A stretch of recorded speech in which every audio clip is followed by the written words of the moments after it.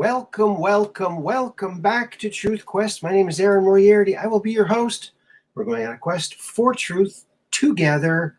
Here we are again, friends. It's episode 286, and we're here. I can't even believe it. I'm having some difficulties here, friends. Let's see. We got another chat here. Oh, Peggy Dancer, welcome to the program.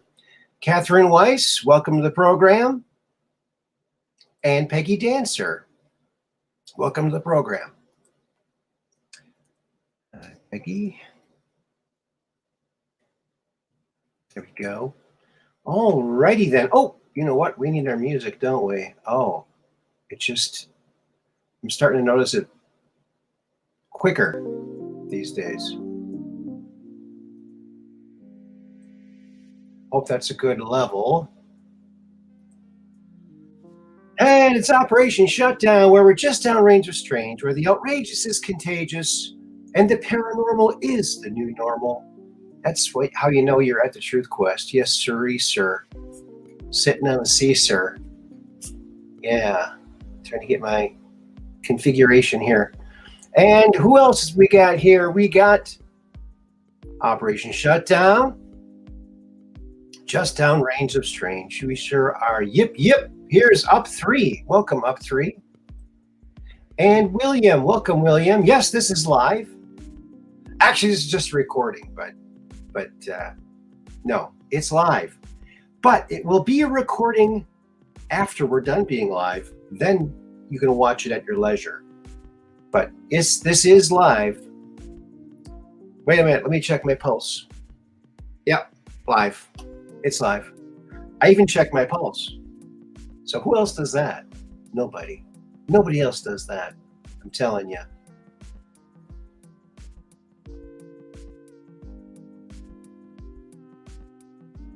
Sewlin. I'm not sure how you pronounce that. And look at Mad Pogue just showed up. Welcome to the program, buddy. All righty then. I gotta tell you, friends, something's going wrong here. I don't know what it is, but, I've been on Twitter for about a month now, and I went to go share the show on my Twitter account, like I always do, and it wouldn't let me on. It made me log in, and then it treated me like a new person. And I can't figure out how. Jeez. I don't know, man. Something's happening, and I don't get it. I just don't get it. It's beyond me, man. I might have to make another one. Really? Can't get on my old one. Unbelievable. I don't know what the heck is going on.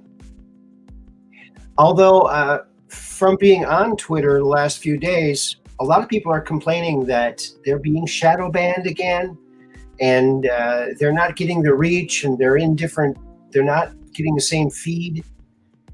And one friend of mine was complaining that she couldn't see Cat Turd anymore, and everybody wants to see Cat Turd. Not real cat turds, but the character, the persona, Cat Turd. Cat Turd puts out some very good stuff. So something's up over there. Something's happened. They're trying to sabotage him. I'm sure there's enough of the old employees still around. Thousands of them. Just itching to, kick the conservatives off again. And this is what they're, something's going on. So something there. Oh, the same thing happened to you too? William, you got denied out of Twitter as well? Oh, that sucks. It might be a bigger problem. They're trying to affect him for sure. So they're probably logging people off. Despicable. Man. It's so weird that the far lunatic left, they have ginned themselves up so much to think that conservatives are evil, that they themselves become evil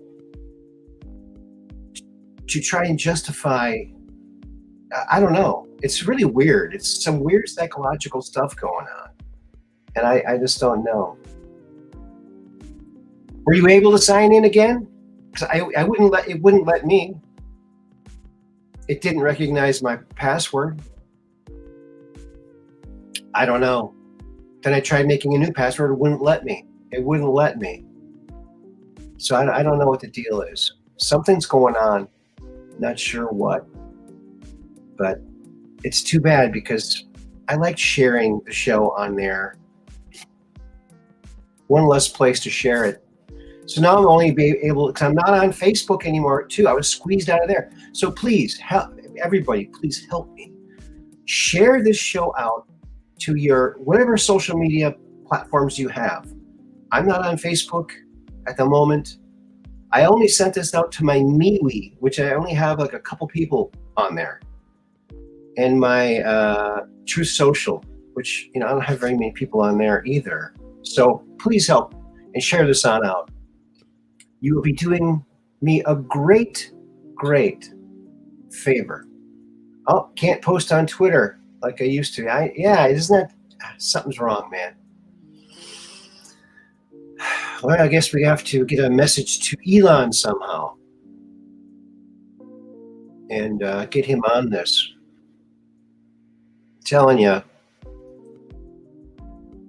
I'm telling you.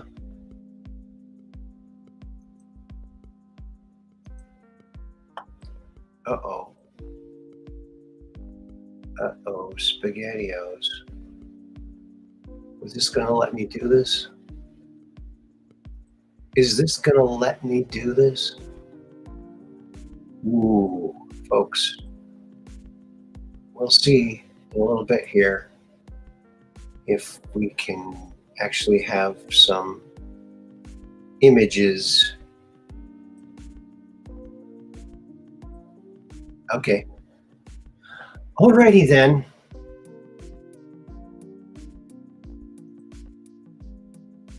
Okay, here we go.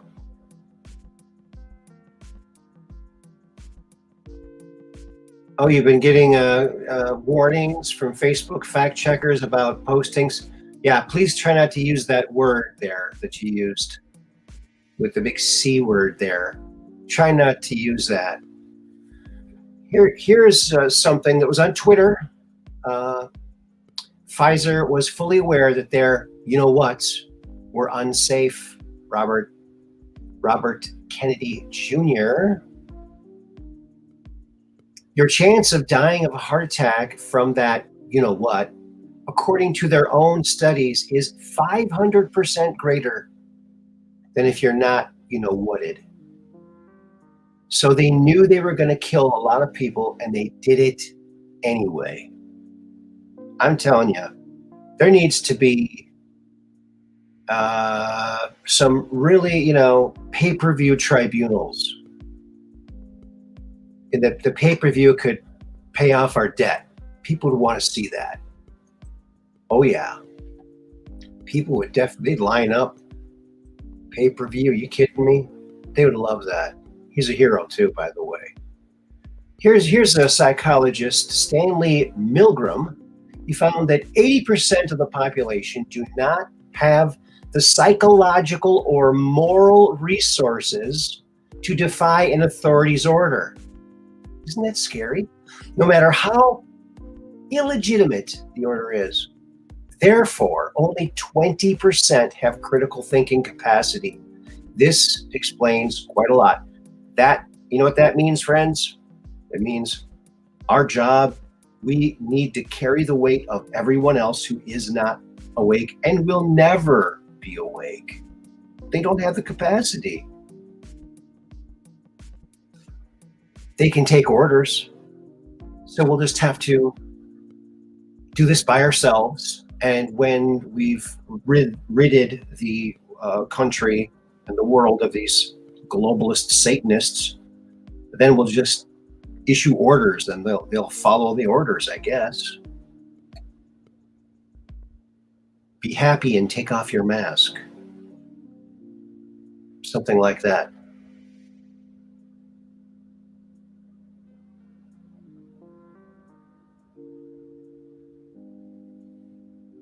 Yeah. Okay. Here's one. Elon Musk just tweeted this out today. Almost no one seems to realize that the head of bioethics at NIH, the person who is supposed to make sure that Fauci behaves ethically, is his wife, Christine Grady. Yep. You can check that on Wikipedia. Oh, yeah. Elon's rocking over there. He's rocking.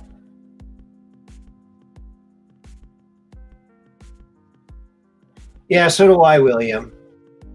Yeah.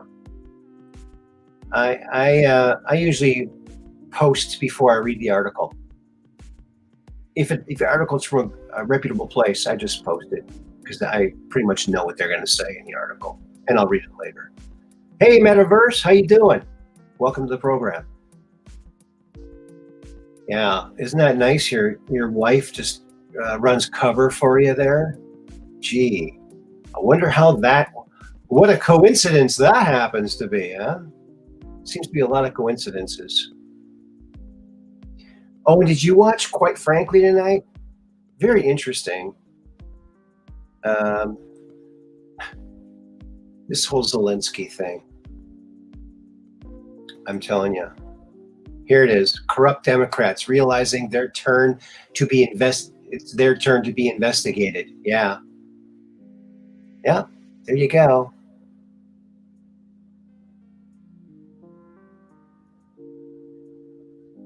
Isn't she's all grown up now, right? Oh, this next one's great. I love this next one. Look at this. Behind almost every meme is a person that tried to make you smile. Now look at the bottom left corner. In the bottom left corner, it says, now look up at the penguin's beak. Look up the penguin's beak. Biden cheated. That made me smile. I don't know about you. I like that one. That's a pretty darn good one. As far as memes go. So what's this one? Yeah, propaganda isn't just about creating fake news. It's also about hiding real news. Yeah. Gee, I wonder what they could be alluding to in this meme. What do you think? Yeah. Just imagine how much power they actually had. I mean, they had so much power, they really squelched this story. I mean, only the diehard, diggers knew that was true. But any person who never just only watched television for news, they thought it was Russian disinformation. Pretty sad and pathetic. Pretty sad and pathetic. And I had things on Twitter I wanted to show you too. And I can't do that now. I had everything all set up. I had actually 2 Twitter windows open. And then my confuser crashed, turned it on again, and then it wouldn't let me go back on there. Unbelievable. We choose truth over facts. Remember when he said this? He actually said this.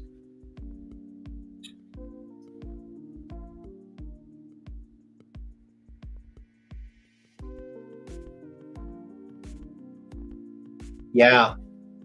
And the wife is head of bioengineering, as in genocide. Ugh. Yes, we all despise these freaks. They are just the worst. The worst. Huh. That look on his face there just totally sums him up. That's before he had his recent face surgery where he looks Chinese or something. Have you seen this? I don't know. I don't know what this is.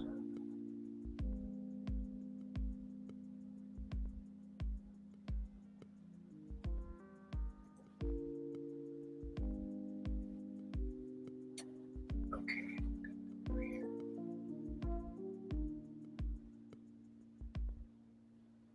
Just one more. Oh, we already looked at this one. 500% greater. Yeah, incredible. Incredible stuff. Just incredible, I'm telling you. Uncle Joe, that's right. Creepy Joe. When Trump called him Creepy or Sleepy Joe, I thought he called him Sleepy Joe because it rhymes with Creepy Joe. You know, because Creepy Joe is what we were all calling him. There's another picture of him now. It's really disgusting. This guy is just, oh my God. And he's on vacation. Oh yeah. People are freezing in their cars. Polar vortex covered the whole country. People dying in their cars. People streaming across the border. He's off to another vacation. Another one. He spent 40% of his time either on vacation or in his Delaware home. But I'd like him to spend all of his time on vacation, because whenever he does something, it's not good. I saw a picture of him with a stack after that omnibus bill of bills to sign. Like, it's like really high. There's like over 50 of them. I guess for each state. Unbelievable. Hey, it's our good friend Mike the fireman. Hey buddy, how you doing? You think he's going to be impeached? He better. I mean, look what they impeached Trump on. Nothing. Trumped up charges.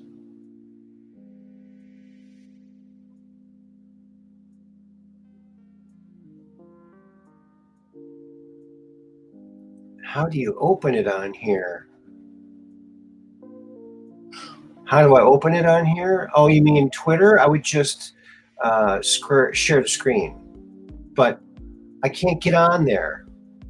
I can't get on.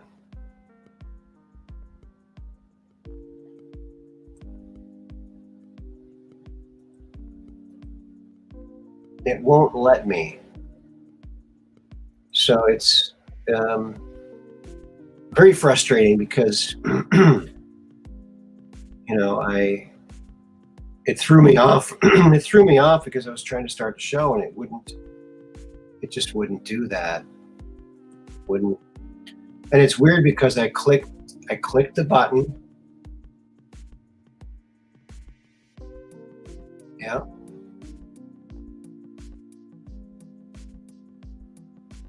Well, I guess I'll show you. I'll show you what it looks like.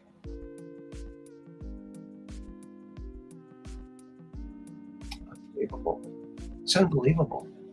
It's just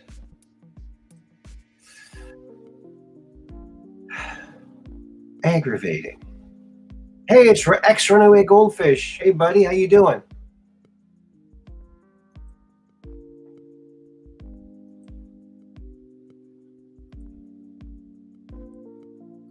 So here is my thing there. There's ex-runaway goldfish. Great night to be with Mud Rabbit and the gang. Yeah, it sure is. It sure is. So that's what it looks like. I can't tweet anything. It wants me to log in, and then it won't let me log in. It's never done this before. I push the same button, and it's just doing this. It's so weird. So yeah, like 1,800 tweets. Yeah. Here's a statement by Donald Trump. So here's what he said. It has just been learned that the FBI office that is investigating Hunter Biden sent many censorship requests to keep all of his bad news confidential just prior to the 2020 election. In other words, the exact same people that were investigating him were making sure that he doesn't get any bad publicity, only good publicity. Please, this is an outrageous disgrace. And the same group that is after me on the boxes hoax, the January 6th Unselect Committee hoax, and many past hoaxes and scams. Yeah, it's just,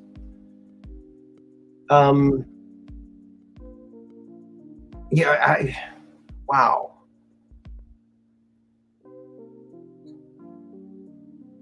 The control they have is so vast. It's just amazing what I just don't get it. Check this out. It's from Carrie Lake. Judge to order new election in Screven County, Georgia, after systematic irregularities. Yeah, there's a precedent for redoing an election. They've done this a lot, you know. There's where I got that meme, and here's this other meme. Oh, here's one. Let's watch this.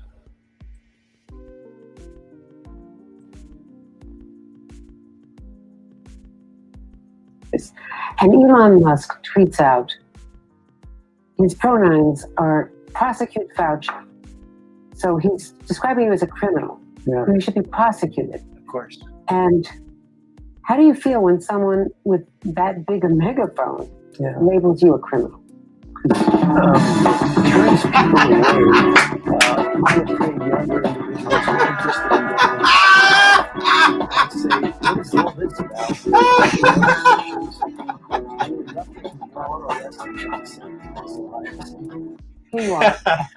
I love it.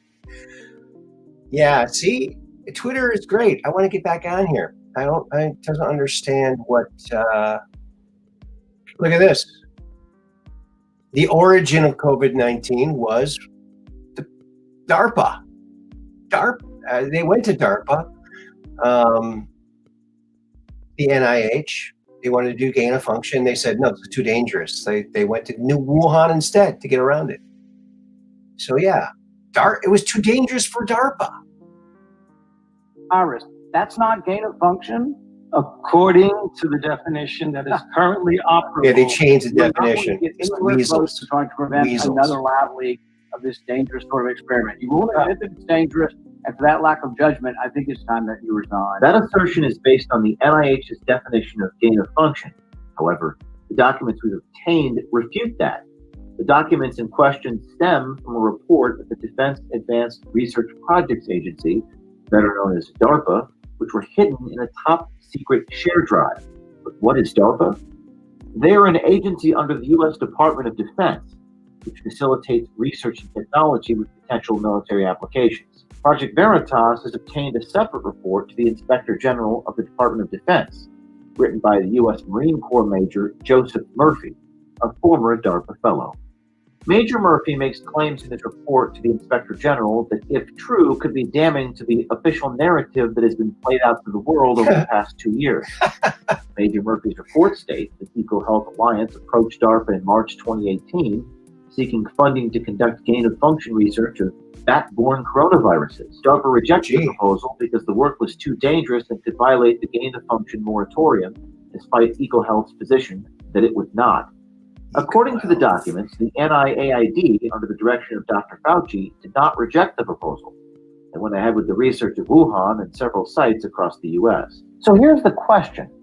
If the Department of Defense, the same people who make our nuclear arsenal, felt this research was too dangerous to proceed with, why in the world did the NIH, NIAID, and EcoHealth Alliance recklessly disregard the risks involved? Good question.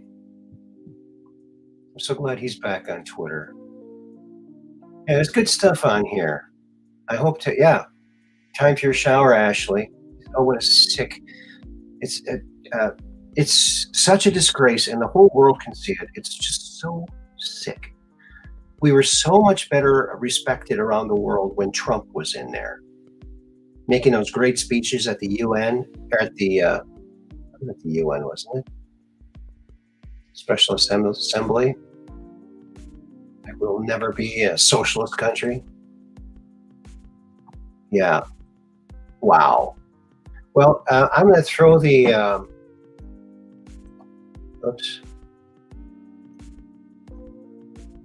link in. If you want to call in, hey, Dark Brain, welcome to the program. I just saw you there.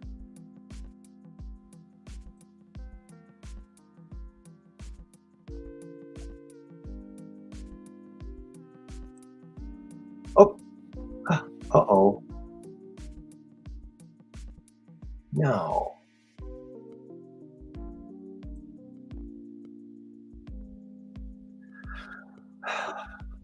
Boy, I'm careful where I push buttons here.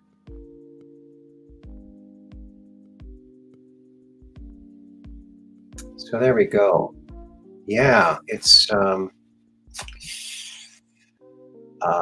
yeah.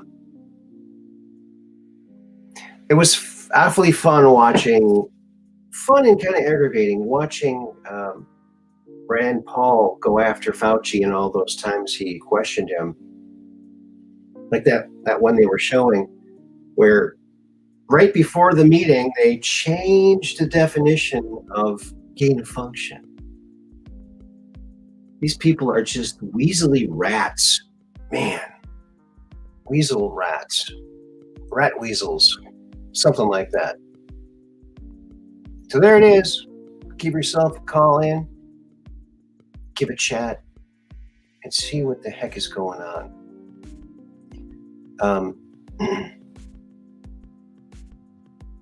Yeah, it's quite something, I'm telling you. I'm just telling you. And I wish I could get back on.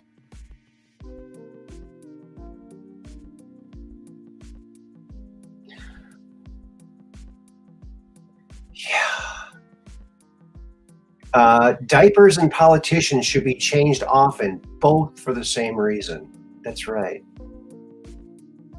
And did you know that in this giant omnibus bill, the U.S., here's what's in the bill, one of the many horrible things in the bill.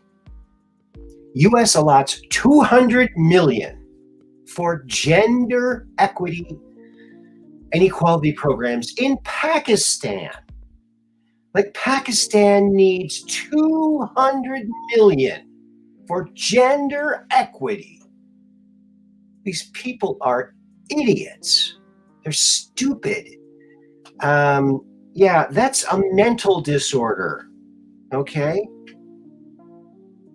Unbelievable. It's just sick what's happening. $200 million. It's just one part of the $1.8 trillion omnibus spending bill. You know what else is circulating all over on, oh, check this out too.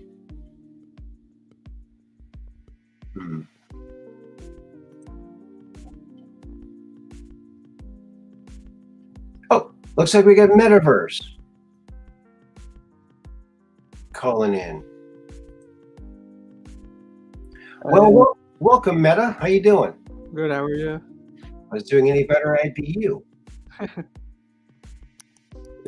Did you hear what's going on in China recently with the rising COVID cases? Oh, you mean the fake COVID cases? Yeah, I've been like keeping up with it somewhat because they had like the zero COVID policy and all the lockdowns like pretty harshly. We should probably use a different word though, because we're on ScrewTube still. Okay, my bad. But yeah, so basically I saw videos of like people like resisting like I've never seen before. Like nothing like too crazy, but like like, the way it's run, it's not acceptable. And so they lifted the policy, like they took a new approach.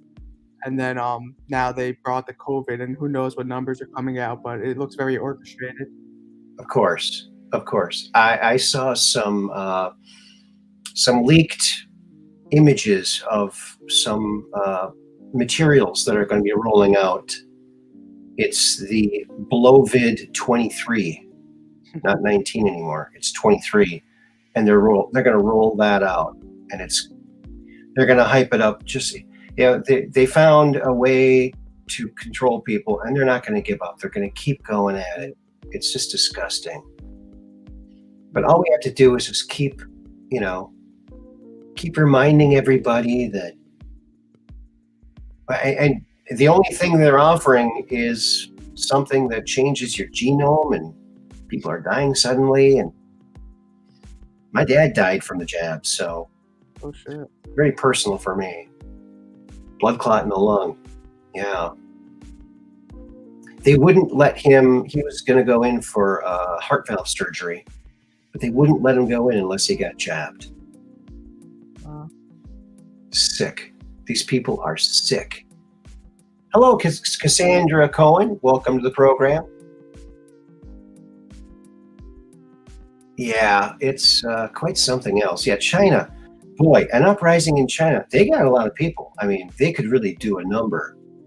But like they're really passive. They've been trained for like since the Cultural Revolution in the 70s. So it's they got their people down to the T. It's like a class system. If you're in the government, you're like, you're the elite. You get the special treatment all around, restaurants, wherever. Yeah. I think what we're seeing here too is they're attempting the Chinification of America. They're trying to turn us into China. Yeah. Remember, I remember, maybe you can remember this too, but it wasn't too long ago, 5-10 years ago or something. And there was something in the news about, those poor people in China. Their government won't even let their people see some of the things on the internet. Isn't that horrible? And we were outraged that, oh my God, thank goodness we live in a free country. But look at us now. Yeah. Unbelievable. Still thousands of people were banned off of YouTube. Citizen journalists still haven't brought those people back.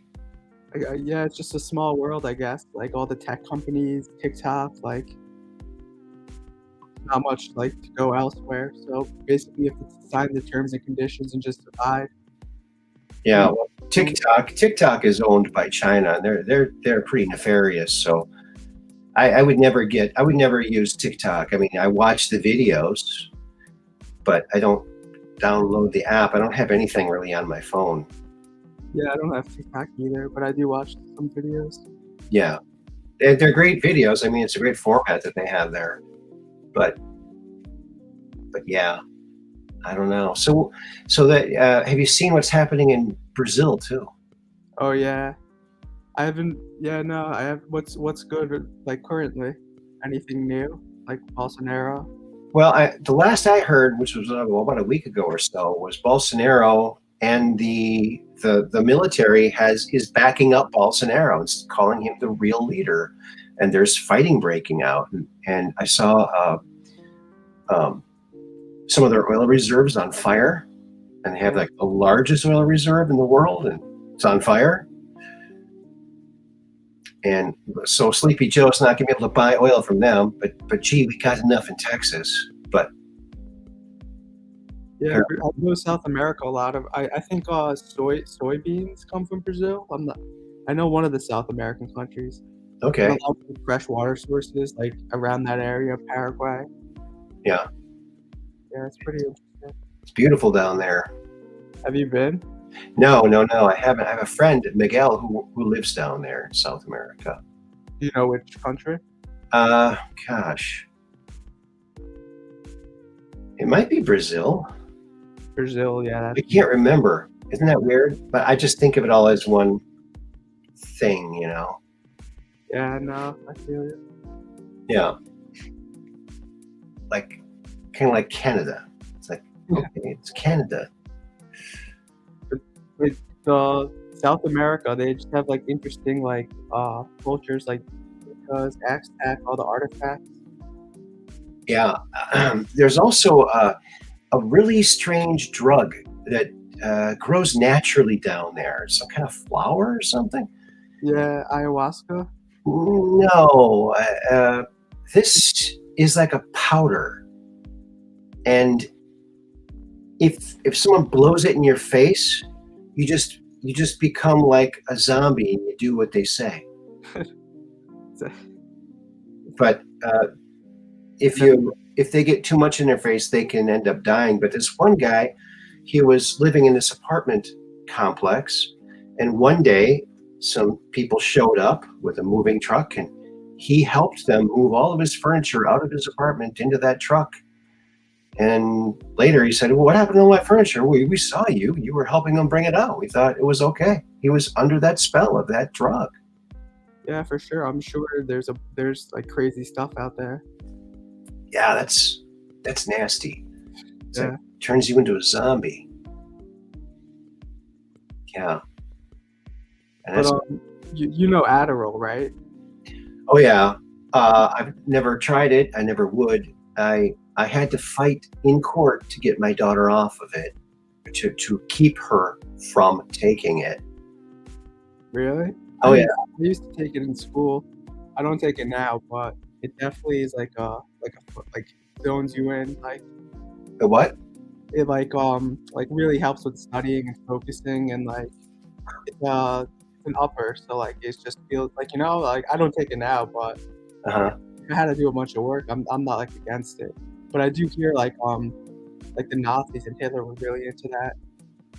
Yeah, it's. I met a girl on a Greyhound bus years ago, and she just started telling me her whole life story, and she was talking about how she's done every single drug, but there's only one drug she'll never do again, and that's Adderall. She's got some friends who are hooked on it. They can't get off of it. And she just got the jitters, and she was like, she's tried every single drug, and that one was the one that scared her. It's highly addictive, and it's not good. It's not good. And Yeah, it's really strong. If I like took the whole pill, like I would stay up for like 24 hours, which isn't good if I'm like taking a test the next day. So I'll like open it and pour a little in my coffee and drink it. oh my God. And my friend put me on. My friends were sickos with that. They were like, some of them took it like way too much, but I can't like control them. Well, yeah, this was many years ago. I mean, my daughter's now 28, and so this was, or is she 29? But like a lot of like the politicians, like, and just like there's a bunch of people in that like world, like all are on Adderall. So if there was a shortage, like people say like they would go crazy, like all those competitive finance jobs, politicians. It's highly addictive material. It's very addictive, and it's nasty stuff. So what happened was, I was divorced, and I had my kids week on, week off, 2 kids. And I went to pick up my daughter. I think she was in 5th grade at the time. And she was in her homeroom teacher's room, waiting to get picked up. And her teacher said, "Oh, you need to stop by the office and pick up her medicine." I said, "Oh, I didn't know she was sick." So I went in there and I said, "I'm here to pick up my daughter's medicine. I guess she's sick." "Oh, no, she's not sick." So, well, what kind of medicine could she be taking if she's not even sick? He said, "Oh, Adderall."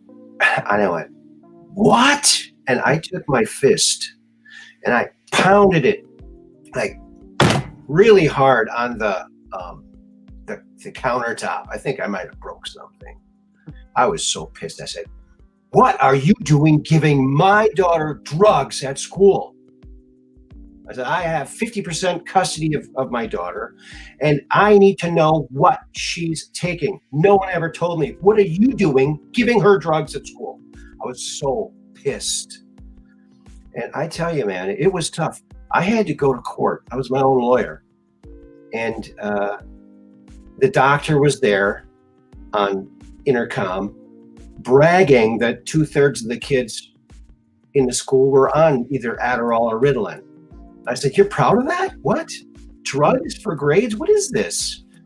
And when I took Alicia out of there after I pounded my fist, I got the heck out of there. On the way out, there was a poster on the wall. The kids made posters and they put them on bulletin boards in the hallway. One was, it said drugs, and it had the big red circle with the line through it, like no drugs. I said, "Oh yeah, they say no drugs here, but they give you drugs here? This is just sick. It's just sick." And I used to teach daycare, and I had to give Ritalin, break the pill in half and give Ritalin to this one kid. It didn't do any good. Didn't make him less hyper. Definitely not that. But that we should never give kids drugs. That is a really, really bad thing, because it's going to, I don't know. I just think drugs are bad, and getting kids to do it, I mean, it's going to set them up for a whole lifetime. I mean, you said you got off of it, thank goodness, but how many didn't? Yeah, Right? I mean, I was never prescribed. I would just get from around, it's just so normalized, especially in school when people are taking tests. What? The biggest thing I have with it is that in more recent times, after school, I found out, a bunch of politicians and are on it. So if there was ever a shortage, it would just really hurt society. A bunch of addicts not getting their fix, not going to be able to produce. It's like a form of attack, some people say.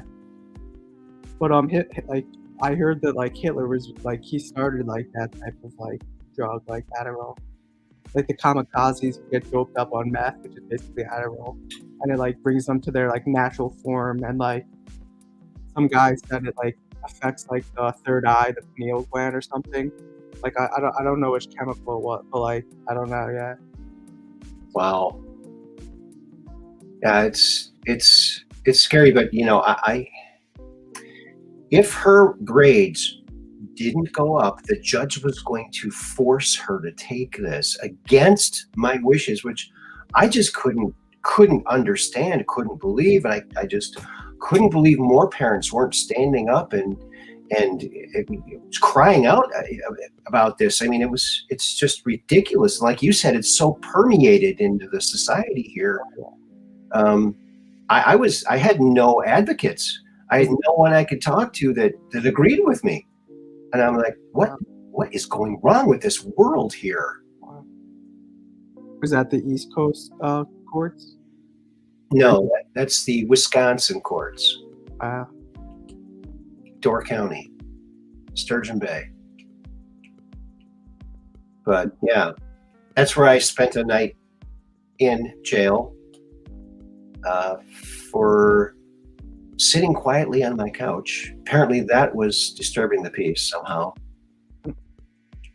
But when we tried to sue the city for falsely imprisoning me, they expunged the records. I didn't spend a night there, but I did. What was it for? Just nothing. For nothing. Like I said, I was sitting on my couch quietly. I got the wrong Aaron? No, my ex-wife was friends with this woman whose husband was a cop. Okay, I got it. Yeah, a bad cop. And he almost shot me once. It was very scary. And they were after me. They were trying to get me. It was terrible. So Cassandra says I was put on that along with other drugs throughout my childhood. Oh my goodness. Oh my, that's terrible. Man, what are we going to do? It's been so normalized. I'm kind of shocked to hear this. Well, the thing is, when you do take it, you really do have a competitive advantage. For people who don't take it, you're gonna be. It's like coffee, but it's more than coffee. Like caffeine, you're gonna be more productive. Yeah, but guess what? It's not a drug. If you're like a bicyclist, like what happened in the over there in France, that big bike race they have over there, and the winner was found to have been, was on some kind of drug or something, and they took it away. I mean, any grades kids get on that, they should not be able to keep. I mean, that's, like you said, it's cheating. No, it's like, I mean, it is cheating. It's the kid, it's cheating. It's not risk. right. It's not right, dude. It's not right. I can't argue with that. It's not right. It's not. And these drugs affect people differently, everybody differently. Yeah, that's true. Some people can die first time they take something like that. That's happened with a lot of drugs. And, my daughter, thankfully, only took it once or twice. And I would not let it happen. I was so bound and determined not to make that a reality. Apparently, I was the only one ever to do it. Yeah. But I'm so grateful now because my daughter doesn't do drugs. Yeah. And Adderall, what Adderall was initially invented for? I think I'm wrong, but not the kamikaze. It was before that, right? Or Adderall, or the, what's it called? What it actually is. I don't know. I don't know what the thing is, but it was supposed to be a diet pill. Wow. And because it was to replace fen-phen. Fen-phen was a diet pill that a lot of people died from. And so they rushed this out and they said, how can we increase this? That no one was buying it because people were kind of freaked out from fen-phen. So they said, how else can we market this? Well, let's give it to kids. It's like, no. You should never give drugs to kids unless they're sick and it's a drug that will help them get better. Like, yeah, Adderall definitely suppresses appetite. If you don't eat before it, you probably won't eat for. Yeah, that's what the doctor was trying to convince me. Oh, just let her try it. Just let her try it. She'll lose weight. I said, she's a kid. What are you talking about? Losing weight? She wasn't overweight. She's a kid.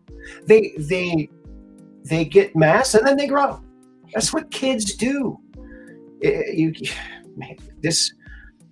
Kids are not supposed to take drugs. That's really bad. And the fact that the everyone is so okay with it is horrifying to me. It's absolutely horrifying. It's one of the reasons I didn't want to work at daycare anymore, is because I didn't want to administer these horrible drugs to kids. It's sick. It's really quite sick. Yeah, and like girls like taking it because then they suppress their appetite and they want to stay thin and stuff. So it's just more of the reason. Yeah. That's really sad, man. Yeah. That's sad.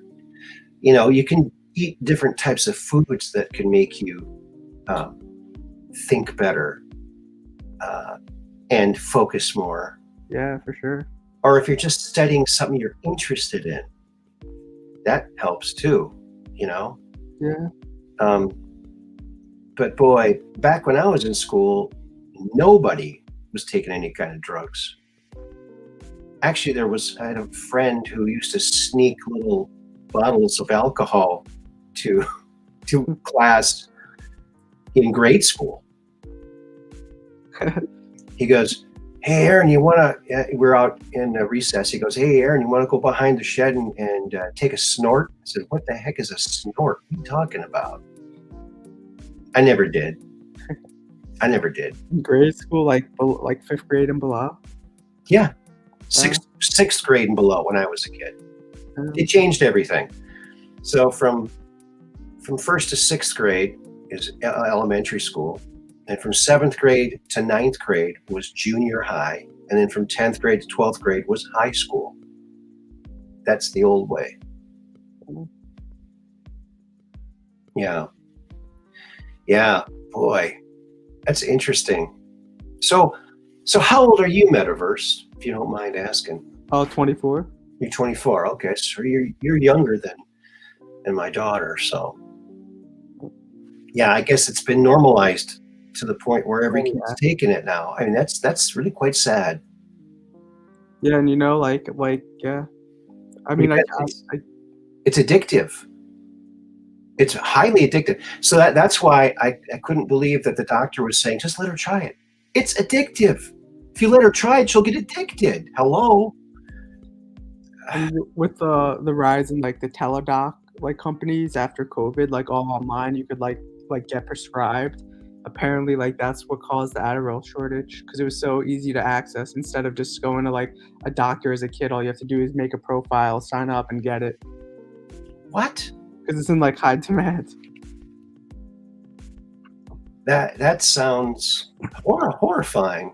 Hello, CL. Welcome to the program. My goodness.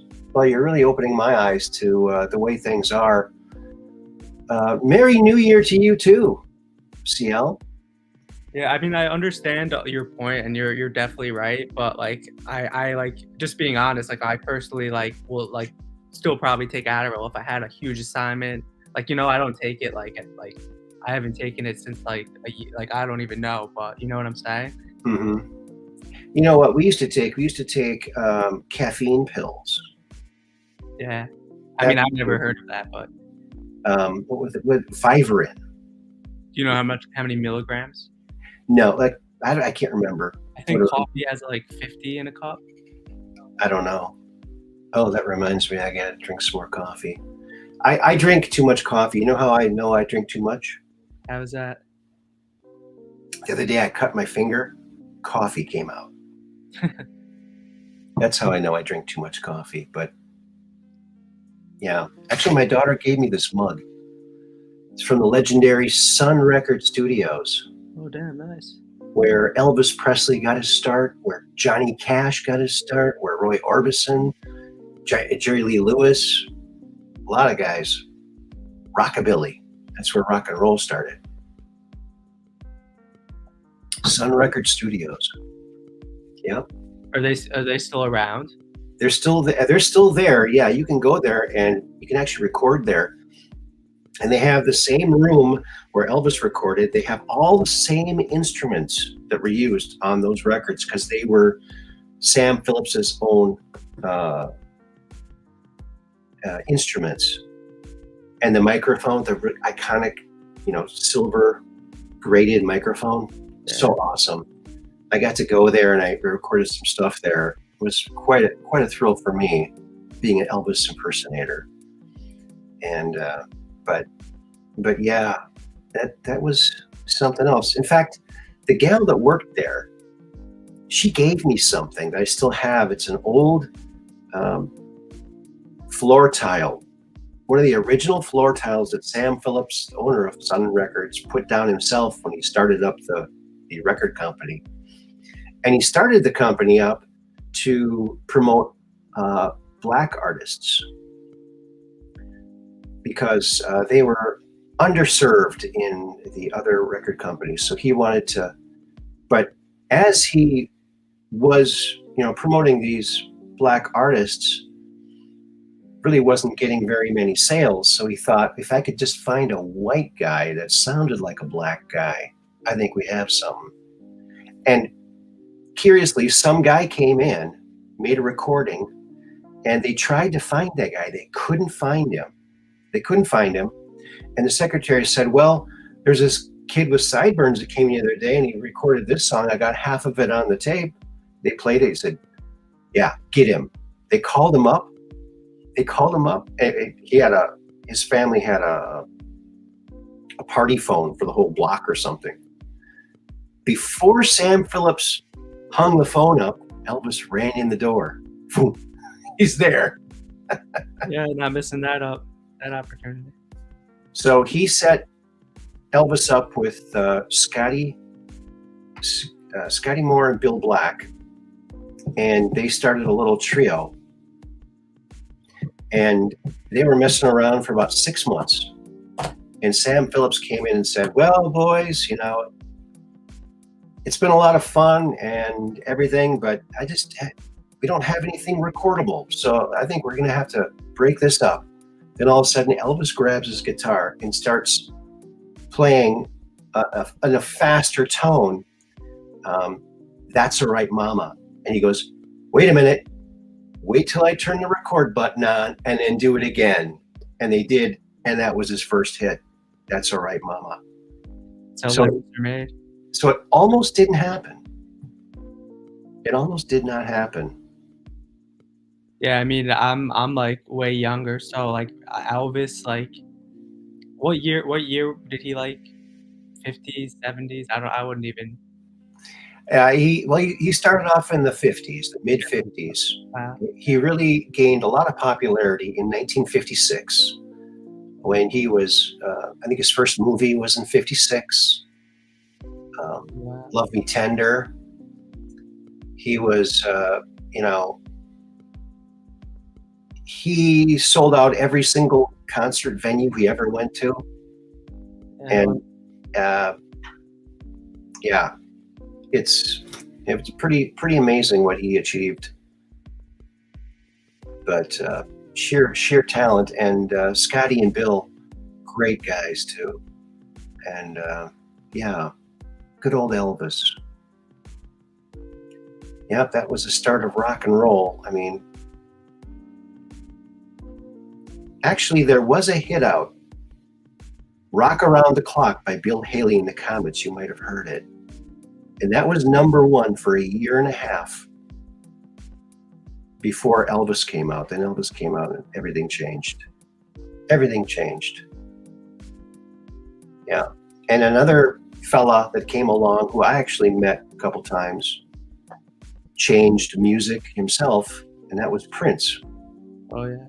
He was extremely influential, not only in all the hits that he wrote, but also all the hits that he wrote for other people in secret, like no one knew, but he was writing all these other songs. Like he wrote Human League's biggest hit, I'm Only Human, by Human League. He wrote that. He must have been very talented, for sure. Oh yeah, he was extremely talented. Yeah.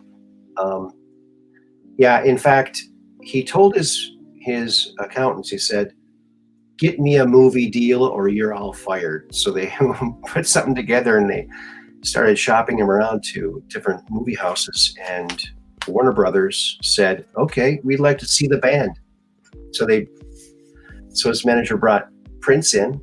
He said, here's the band. He goes, no, we want to see the band. They said, this is him. He plays all the instruments, he writes all the music, and he sings. And they said, that's impossible. We don't believe it. Where's the band? He said, well, how about this? He can prove it to you. So they brought him to a studio, and he went, I don't know what instrument he started with the drum or the bass, the drum, the guitar, the keyboards, the singing. He put a whole song together before this panel of executives, and they were blown away. They went, oh my God, this kid is incredible. So they gave him full artistic rights to his music, which they only did to a couple other people. Yeah. They saw him as like another Stevie Wonder. Actually, he's better than Stevie Wonder, in my opinion. But yeah, he was. Yeah, that's how they get the artist. Apparently, they like won't give them like distribution deals, so they don't make much money, and they just have to keep on working for the industry, Rockefeller Records and whatnot. Yeah, and Prince really shook that up. He got all of his music rights back from Warner Brothers. He was in the middle of mastering Purple Rain, and that's when he was murdered. I think he was murdered. Yeah, I think I've heard something like that, but I just really don't know much, so I just can't speak on it. Well, he died on the Queen's birthday. In his elevator. And he's called Prince. Yes. And they magically couldn't find a will. So guess what? All those music rights that he fought in court to get back from Warner Brothers, went all back to Warner Brothers. Yeah, the distribution deal sounded too good to be true. The family, it was left in the cold. So sad. Now, a friend of mine who's going to be on a show coming up, I don't know if you heard or not, but his name is Peppy Willie. No, I haven't. And boy, I haven't seen him in so many years, but he lives north of Minneapolis, in a suburb of Minneapolis. And he was the guy that gave Prince some tips on, how long songs should be, how they're kind of structured, and some of the business aspects of how to make money as an artist. And that's when Prince had a group called, what was it called? I can't remember what it was called now. Grand Central was the name of it. I think on drums was, what's his name? Oh, he was in Purple Rain. Morris Day. He's a drummer for that band. But yeah, that's how he started. Actually, Peppy Willie was sweet on this woman who was Prince's cousin.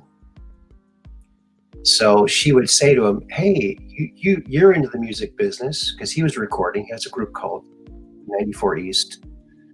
And she said, "Could you give him some tips?" I said, "Okay, I'll listen to him." And so that's how that started. And I was at Peppy's house once, and he pops in his reel-to-reel tape, and it's this wild guitar solo. And I said, "Wow, Peppy, is that you? That's great." He goes, No, that's not me. That's Prince." He goes, "That's actually 16-year-old Prince. That's the first Prince that was ever recorded. And he owns it." I said, "Wow, Peppy, you going to do something with this?" He goes, "Oh, yeah. Someday I'll make a song out of it." I go, "Oh, yeah. That would be great. That would be fantastic." But yeah. So tell us more about Metaverse. I pretty much just started this channel because I told you about the Joe Rogan conspiracy. I want to make another video. That was my first video, like I ever made on YouTube. So it's a little like amateurish, but I still haven't been disproven. And Okay. and I also like Web3 stuff, like that's what they say, like NFTs and like blockchain, the new layer of the internet, like that's like metaverse, Meta, like Facebook changed their name. That's what it's for. It's like basically moving from the physical to the meta. It's not any but I do like the flow in the name. There was just a Twitter space on that kind of stuff. Yeah, I follow a bunch of like Web3 Twitter accounts. Web3, yeah. Interesting. Now, is that like the dark web, or the dark web something different? No, that's different. Web3 is just a fancy name for like blockchain. Blockchain. That's where you can track everything. Yep. And track it, decentralized or centralized. But yeah. Yeah. So I think some people have a sort of a disconnect, because they think of blockchain and that as something disconnected from everything, and they can do all this stuff, but everything's tracked. So if they can't do anything nefarious, it'll be figured out, right? So, once you convert into US dollars, then it gets tracked. But if it's like, they just have the wallet addresses and IP, so they don't exactly know who. But if you like stole like $1 billion in like 2012 on like one of the like dark web websites, which people have done, they haven't been able to move the funds, okay. Unless, and the ones who do get caught. Yeah. Wow. That's what I think. That's where I think they should put all the porn on the dark web. Get it all off the normal internet so kids can't run into it. Yeah. That's what I think. It's kind of like. But the dark web isn't just like crypto and Bitcoin. That's more. It's just illegal stuff. Yeah. Well, I don't know. Maybe, Yeah, maybe there'd be a whole new internet for that porn crap, but I don't think it belongs on the normal internet to me. But I'm kind of an old-fashioned guy, so. But I just think that, I got grandkids now. I don't want them seeing that crap, right? yeah. Yeah, I definitely agree, but it's already been like normalized, so it's just hard to reverse. Yeah. I graduated in 1980, so that's a long time ago.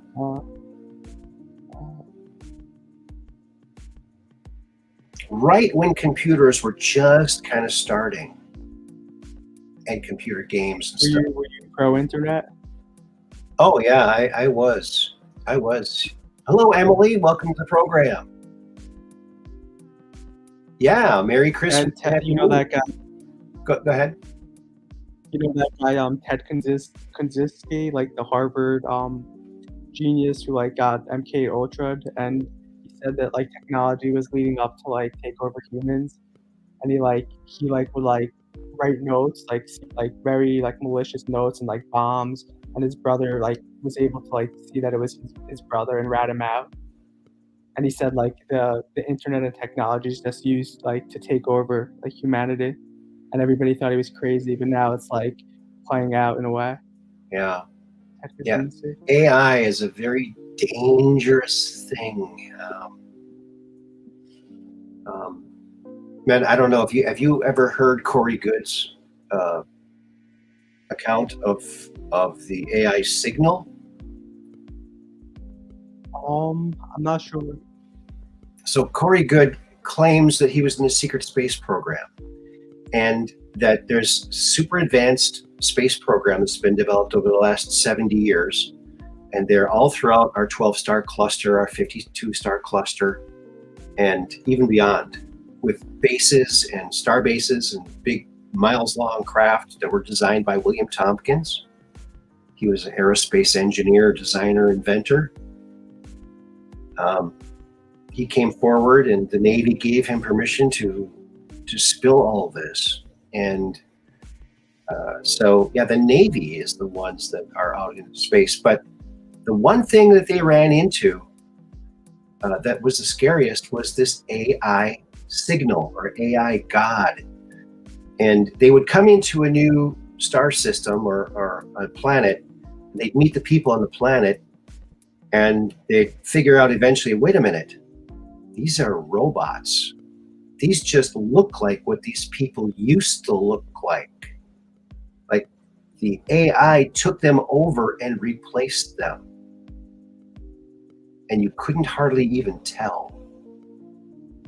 But that's what they do. And once the AI signal is successful, then the signal gets sent out into all directions into space. And the signal, it's an sentient, living signal, kind of a mathematical signal that can live in the electromagnetic field of a planet or a moon, or even a living being, and it can influence you. But it's really out of water, like a fish out of water, when it's in your aura, in your electromagnetic field, and it wants to be in technology. So it'll influence the creatures to develop technology. Once they develop technology, it goes in the technology, and then it takes over. But yeah, that sounds like that's not crazy. Yeah, it's a slippery slope. So companies right now, they're developing this AI. They're thinking that they have control over it. Maybe not. If this AI signal thing is true, that's awfully scary. And entire galaxies have been taken over by this insidious life squeezing out technology. I mean, yeah, I'm sure it sounds like no joke. Yeah, like it's really advanced.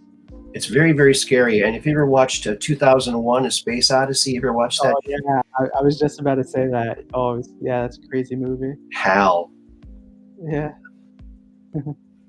Yeah. When the computer controls everything, the computer wins. and that's what's going to happen to us if we don't. I don't see us really changing course at all. It's really quite sad.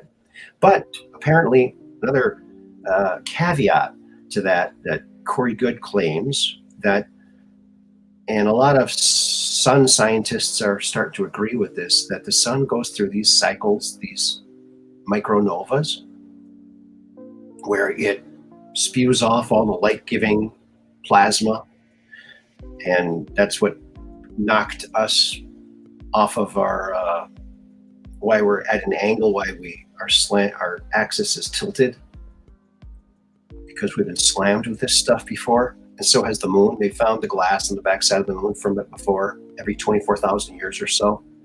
But when that happens, it kills all of the electronics for 1,000 years, and it kills the AI signal. So. Oh wow! Oh, wow! I never heard that. Yeah, I mean, hey, yeah, definitely. The poles could shift. The air quality could like interfere. Yeah, Corey was shown a holographic image right in front of him of the Earth and the sun. And the sun has this micronova. All the light-giving stuff, the plasma, comes off of the sun. And the sun is dark for days. But that plasma hits the Earth. And he said it hit like half on land and half in the ocean somewhere in Europe. And it tilted the Earth, and then it tilted back. And it created like 3-mile high tsunamis worldwide. And it's a devastating event, and that's what's happened to this planet over and over again. That's why we look at these giant stone structures, we go, who the heck built these? How come we don't have records of people building? Well, because Earth goes through this, or the sun goes through this cycle, and it affects all the planets very much so, and the life on this planet particularly sets us back to the Stone Age. Yeah, I mean, it's kind of written in like the Bible, Noah's Ark, like Atlantis. There's rumors of that, and apparently Antarctica used to be like not like frozen, like yeah. And there was like an old breakaway civilization or something, which they still believe. Some remnants in there.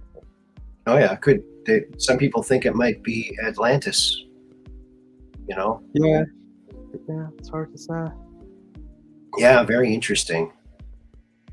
So, any more interesting things you've found out besides that lookalike thing that you had? Not anything that I could think of right now. But yeah, I did have a question though. Okay. So the moon landing, like I do definitely think there's like more like stuff that's hidden, like bases on the moon and whatnot. But I don't think. I mean, I'm skeptical that we like landed on the moon the first time through propulsion. Really? Because we like outer space is really deep. Like going to space isn't hard where like our space station is, but to go past that is like. Well, yeah, people will talk about the Van Allen belt, this mystical Van Allen belt. It wasn't as powerful as they thought it was when they went through it, and they had no problems. But they did land on the moon. I mean, you can see the landing sites. They're all on the side of the moon that faces us. So you can, from a telescope, you can see them. It's not really that like gets me too messed up on this, but it's more like Stanley Kubrick and like what he says, and like where there's smoke, there's fire.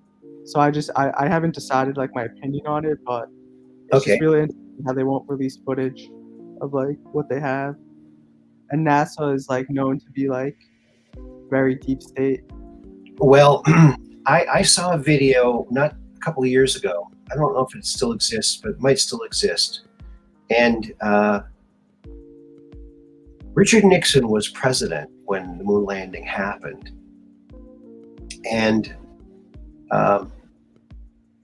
so 1969 was when the moon landing happened, and they were a little nervous about the mission because they wanted to make sure they had pictures, and they had these experimental cameras they were sending up for the astronauts to use, but they've never been used on the moon before, And they were worried that if something went wrong with the cameras, they wouldn't have any footage or any kind of documentation that this actually happened.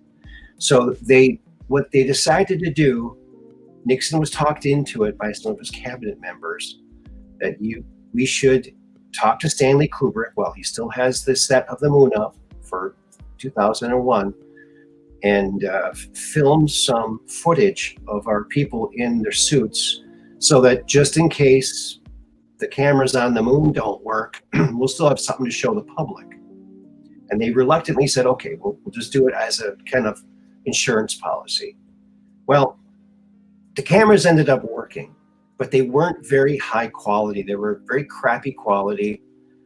And so when they got the footage back from the moon, the pictures from the moon, and then they set them next to the Kubrick ones, they're like going, oh man, these ones are so much better. Let's just use some of these. So they used some of those fake ones because they were so much better visually. So that's how the fake moon pictures got into the whole thing. It's not because the whole thing was faked, it was because they just did that as a kind of a insurance policy, just in case the cameras didn't work. But it turned out that they were so good that they couldn't not use them. And I guess they just said, well, let's just do it. Now, William Tompkins, have you heard of him? William Tompkins? I don't know. Yeah, hold on a second. Let me grab his book for a second.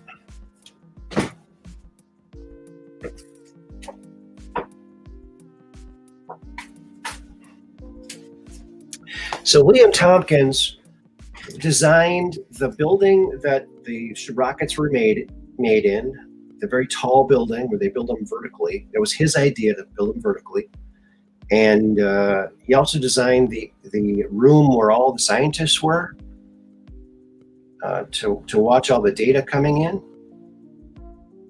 And here's something that actually Phil Corso released, is Project Horizon, which was the military's moon base proposal of sending rockets to the moon and boring machines and establishing a base up there.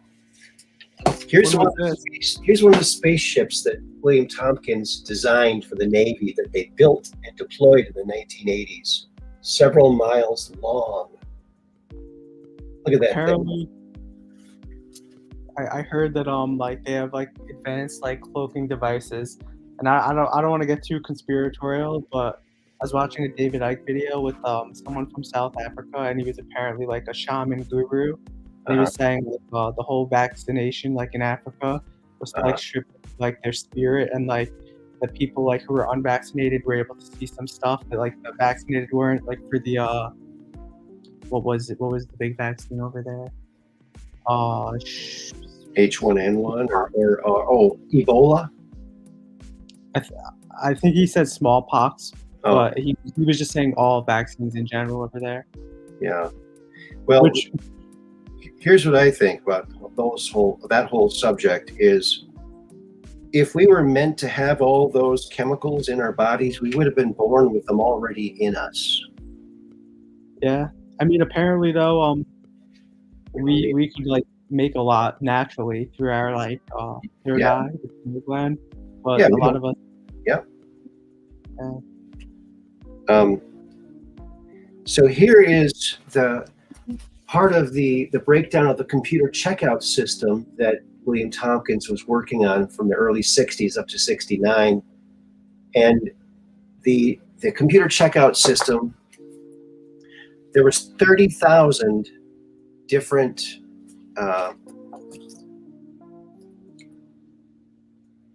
yes, I have seen that, Charlotte Keppel. Yes. 30,000 subcontractors for the Apollo mission. And William designed this checkout system to make sure all the parts would work together so that it would all work smoothly. So he did that too. So he was extremely instrumental in getting us to the moon. And to develop that computer checkout system, he had alien artifacts from recovered craft to look at. And here is the computer checkout system that he built. It was a computer. Yeah, right there. Yeah, very interesting, very rudimentary. And, you know, we couldn't come close to the stuff that we were trying to emulate, but they did advance. And when he also designed an underground, much smaller observation deck where all of the information came to before it reached the public. And here's the where the scientists see all the data coming in, the tactical control area. He designed that too. He met with Werner von Braun and gave him his proposal, and they totally went with it. Totally. Yeah, he was apparently Werner von Braun was a master at reverse engineering, like the alien spacecrafts. Yeah, he was from Nazi Germany. Yeah.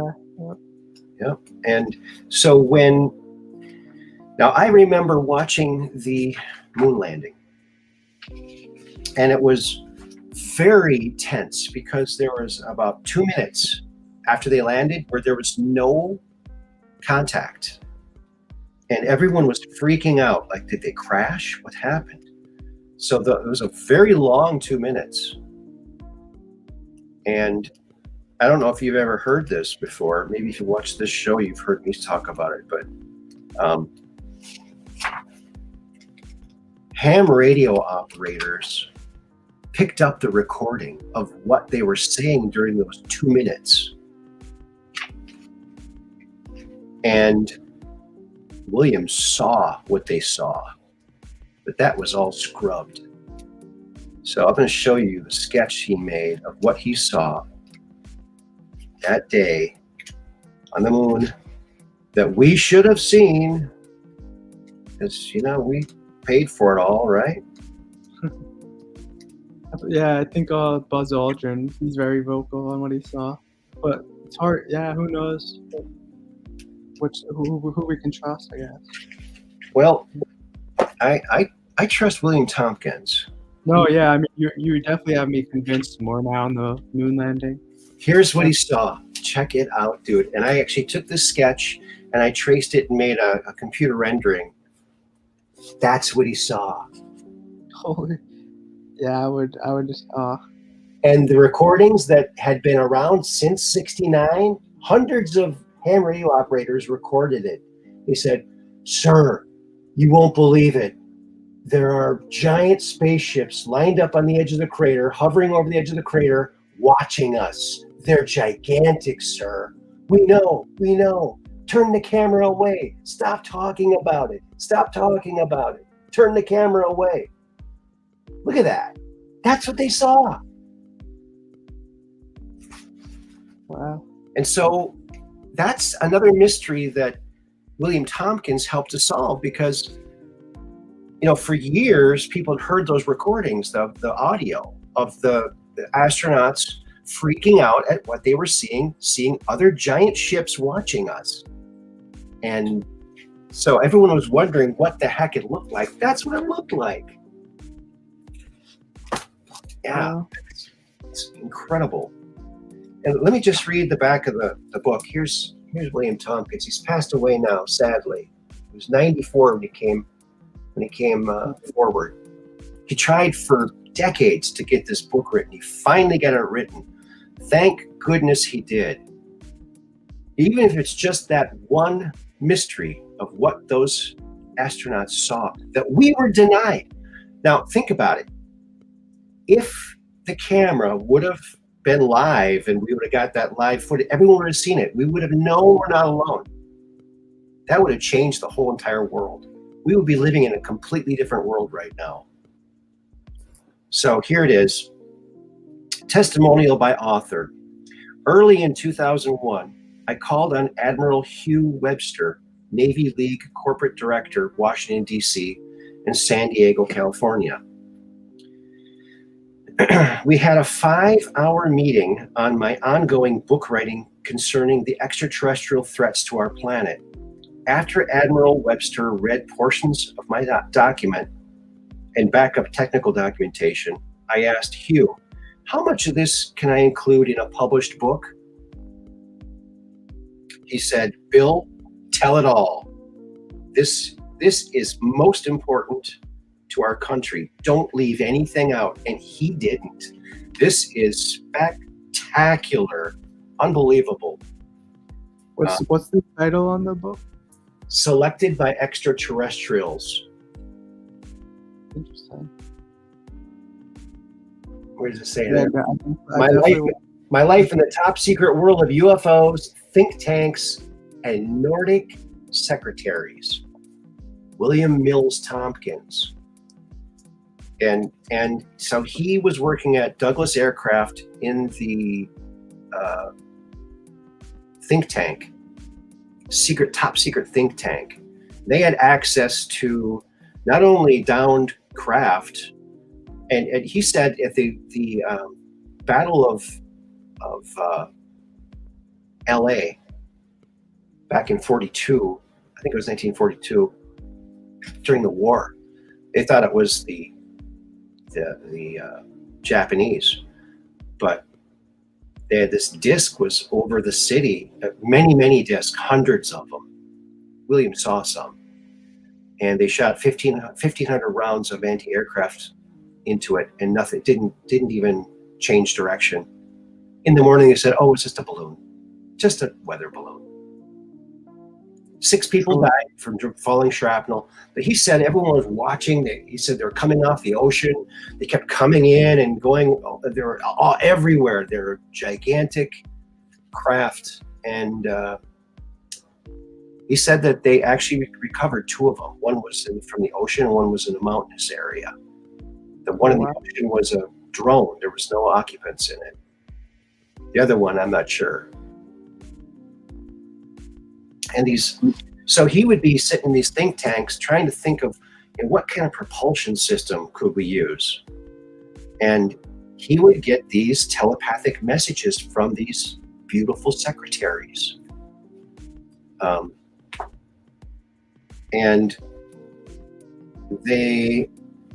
here he is also. He was an incredible shipbuilder, model maker. He made these wooden replicas of Navy ships. And they were so accurate. Their dad used to bring them down to the shipyard, and they would bring them on board some of these aircraft carriers and things. And he'd go, "Oh my, look at this radar dish! I don't remember seeing that in the book." He'd make a little note because he couldn't take pictures, and he'd see the shadow on the ground, and he'd step it out how many foot lengths it was, so he could scale it down so his model would have the right scale. And his dad was proud of him. He made all these really accurate models. And he had them put in a downtown department store window for display for the Navy. Well, a Navy officer walked by and he looked at it. He went, "Oh my God, who made these? These have top secret information on them," because he put stuff on there that wasn't in the books. But they're what he saw, but you're not supposed to photograph, but he went and put them on. So they confiscated them all, and they grilled his dad thinking he was a spy or something. He says, "No, it's my son, my son, my son." They didn't believe him. Finally, they went in his son's room and went, "Oh my God, we got to hire this kid." Yeah. That's how he got started. But yeah, he was but these secretaries, they were Nordic aliens. And they were trying to help humans get into space for some reason. Yeah, and he even had some interaction with some reptilians, because I think it was either at TRW or at Douglas. He worked at a bunch of these places. But he and his friend saw 2 gentlemen in the building area where they build all the stuff, and the manufacturing area, and one of them turned into a reptilian that switched back. And he goes, "Did you see that?" He goes, "Yeah, I saw it." Yeah, and also these secretaries who wore mini skirts. I mean, this was so the executives would have these parties at their houses, and sometimes they'd have parties where you bring your wife. Other times you didn't bring your wife, and they were kind of nasty. He was very true to his wife. He did not go to those other ones. He was at one of these parties, and one of these secretaries was chasing him around. He went upstairs into this room, and the room had a big pentagram, and it was all dark and had dark red and black, and it was very spooky. And he saw this guy with a hood, and he had like red glowing eyes. And they said, "We got to get out of here. This is nasty." So yeah, there's some dark stuff involved in all of this. Yeah, I wonder, because there's a bunch of races of aliens, they say, how the reptilians like took control. Like, because that's what they said, the Illuminati's the bloodlines, and above the bloodline are the aliens. Yeah, that could very well be. It's Yeah, who knows? But yeah, that's what. Yeah. I used to not believe David Icke, but boy, you keep, and especially reading it in William Tompkins' book. Wow. And so, but I can't stress enough how important that this part is on the back, where the Navy had given him permission to release this. So this is disclosure. This is actual disclosure. So is The Day After Roswell by Colonel Philip J. Corso, where he actually was high enough. He had Q clearance. He was high enough in the clearance, this top secret clearance.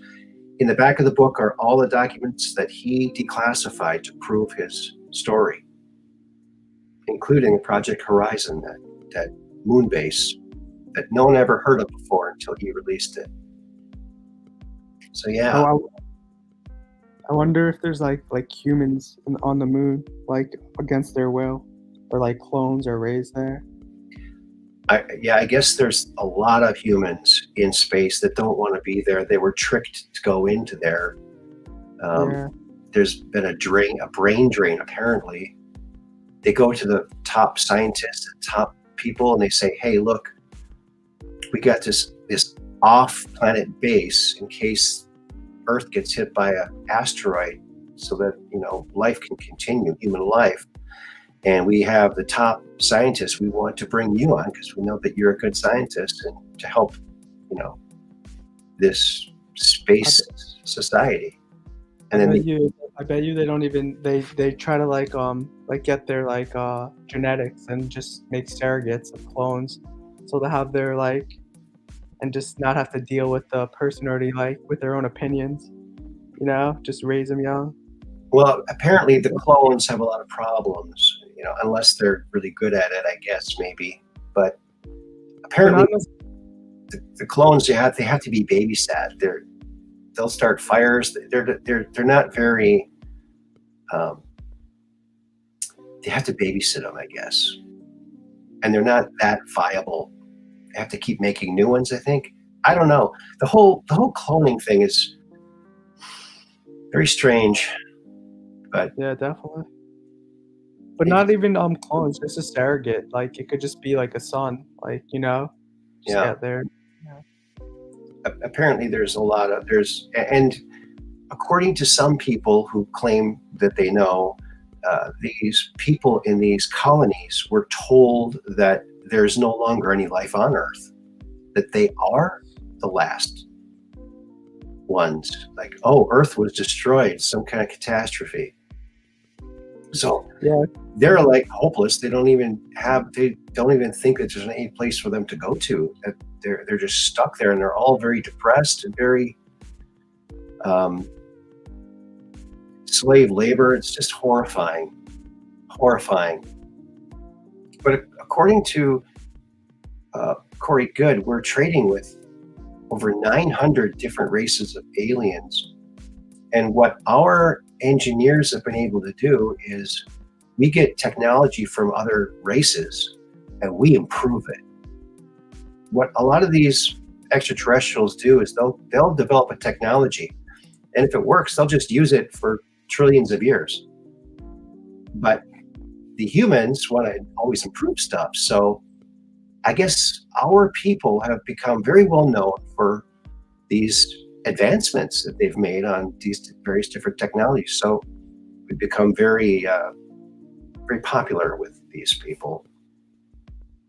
And even clothes, because apparently other people, they don't really put as much into making clothes as we do. So a lot of them get their clothes from Earth. In fact, Corey says there's some small people, they're very small, and they get children's clothes from Earth. So somewhere there's a race of aliens wearing Mickey Mouse shirts.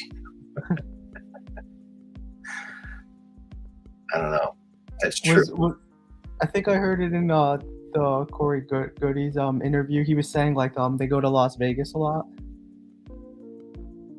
Oh, the aliens? Yeah. Could be. Because it's around Nevada and there's a lot of like they can blend in because there's a lot of sketchy people. Yeah. And there's a lot to do for them, you know, like low key stuff like that. Yeah, you know, camel usual.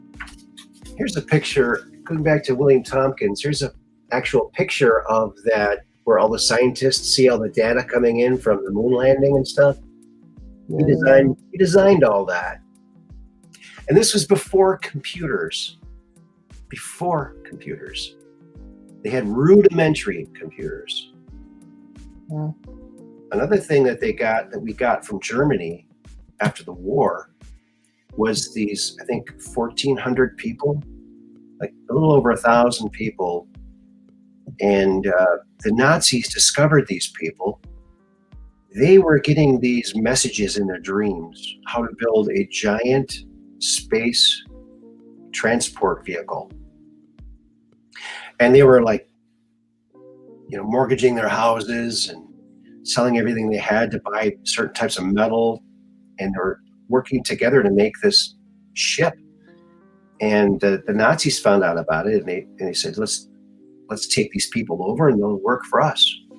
Well, it wasn't working so well, so they decided, well, let's let them just do it on their own. And when they achieve it, then we'll come and take it. So I don't know what happened to all that. But yeah, people say like the Nazis won World War II because like all the bankers apparently Prescott Bush, he had a bank in New York, and that was a front for German money, the Nazis, which he's the grandfather of George W. And okay. Yeah, they had a different name, I think. Was it Bush? Yeah, he was Prescott Bush, I believe, the banker, and then George Sr. and then Jr. Right. And then David Icke claims that George Bush Jr. is a reptilian. Could be. That bloodline, and apparently all the presidents, like 48 out of 50 or 51 now, all have like the same ancestor dating back to like England, like one of the kings. Yeah, I know. Isn't that wild? But you know, we're all related if you go back far enough. So that's kind of scary. But, yeah, who knows how much of a coincidence it is, right? Yeah, it's a miracle any of us is born, you know. But yeah, I mean, it's a miracle. It's a miracle. So, what'd you do for Christmas? Anything exciting? Well, I just had dinner. I mean, yeah, it was fun. Some time off. No complaints. Oh, here comes Dark Brain with the sauce. Sheriff was the previous name of the Bushes. That's right. Was it not Prescott? No, Sheriff was their last name. SCHERFF. They changed their last name to Bush, I guess. I guess that's it. And now we got the New Year's coming up. We got big plans for 2023. Yeah, decipher the matrix. Say what? Decipher the matrix. Decipher the matrix. Yeah. Interesting, huh? Yeah. But I got this YouTube channel I want to launch, which is just a David Icke video, and after it just sums it up like the video. There's a few that I used to watch. And I'm just trying to reverse it, see what I can do. Cool. Yeah. Maybe you could get David Icke and interview him. Yeah, that'd be great. Yeah. You never know till you try. I mean, my first interview was with Corey Good on this show, and my second one was with Andy Bishago. Yeah, that's a crazy lineup. Yeah.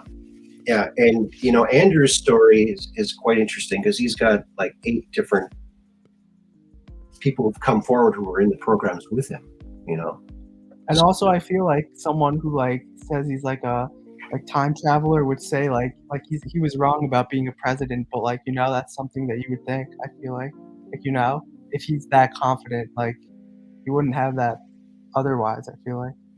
Yeah, well, they don't tell you when you're going to be president. They just tell you you're going to be president, And if you listen to Trump, he in one of his speeches, he said, "I always knew the day was going to come. It was only a question of when." So I always knew the day was going to come. It was only a question of when.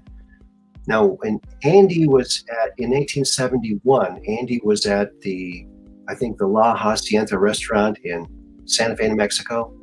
Either that one or a different restaurant that the CIA used a lot, where they told a young George Bush and an older George Bush Sr. and Jr.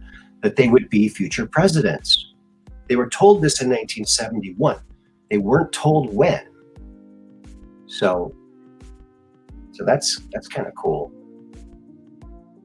And he remembers very distinctly the young Bush going up to his table. "Did you hear that? Did you hear that, Andy? Me and my daddy going to be president." And then 2 weeks later, there was a much smaller luncheon where they told a young Bill Clinton that he would be a future president. They wouldn't tell him when. And his response was, they said, "Well, you had a couple weeks to think about it. What do you think about it?" He goes, "Well, because of DARPA, CIA and DARPA." He goes, "Well, I know you fellas are really intelligent and you make all these sophisticated nuclear bombs and everything, but Bill Clinton president, I'm sorry, that dog just don't hunt." He didn't think it was going to happen. It happened. Bill Clinton was apparently a really smart guy, though. Well, I think he was a good actor. Yeah, it's hard to tell, I guess. Yeah. I met him, and actually he signed a shirt twice. I told Andy I'd give that to him. I still have it. Haven't sent it to him yet. But yeah, he was a nice guy. I mean, a very nice guy. Al Gore was there. I had no desire to meet Al Gore. He just seemed like a lump. But yeah, Bill Clinton was a very interesting character. And he had puffy fingers, he had farmer hands. Yeah. Wow. Puffy fingers. Prince Charles, now king, he has puffy fingers. Have you seen the picture of the ring? That's it looks like his fingers getting suffocated to death. It's a standout feature, not normal. Yeah. I saw a picture of this woman who had toe shortening surgery. And what a waste. I know, because she had, I guess she felt like she had too long of toes, gangly looking, but they weren't. I saw a picture of them. They weren't, just looked like normal toes. But now she gets comments that people say she's got these weird, pudgy little claw toes. They don't look right. Yeah. So, you mess with Mother Nature. And boy, did you see Simon Cowell? He got some really bad plastic surgery. Yeah, I thought the photo before was bad, or after was better. Really? I don't know. I could have it mixed up, but yeah. I didn't really. I saw the picture on the video. I didn't click on it because I'm not into that kind of, thing. But yeah, these people. I mean, and boy, they never look quite right. We're made this way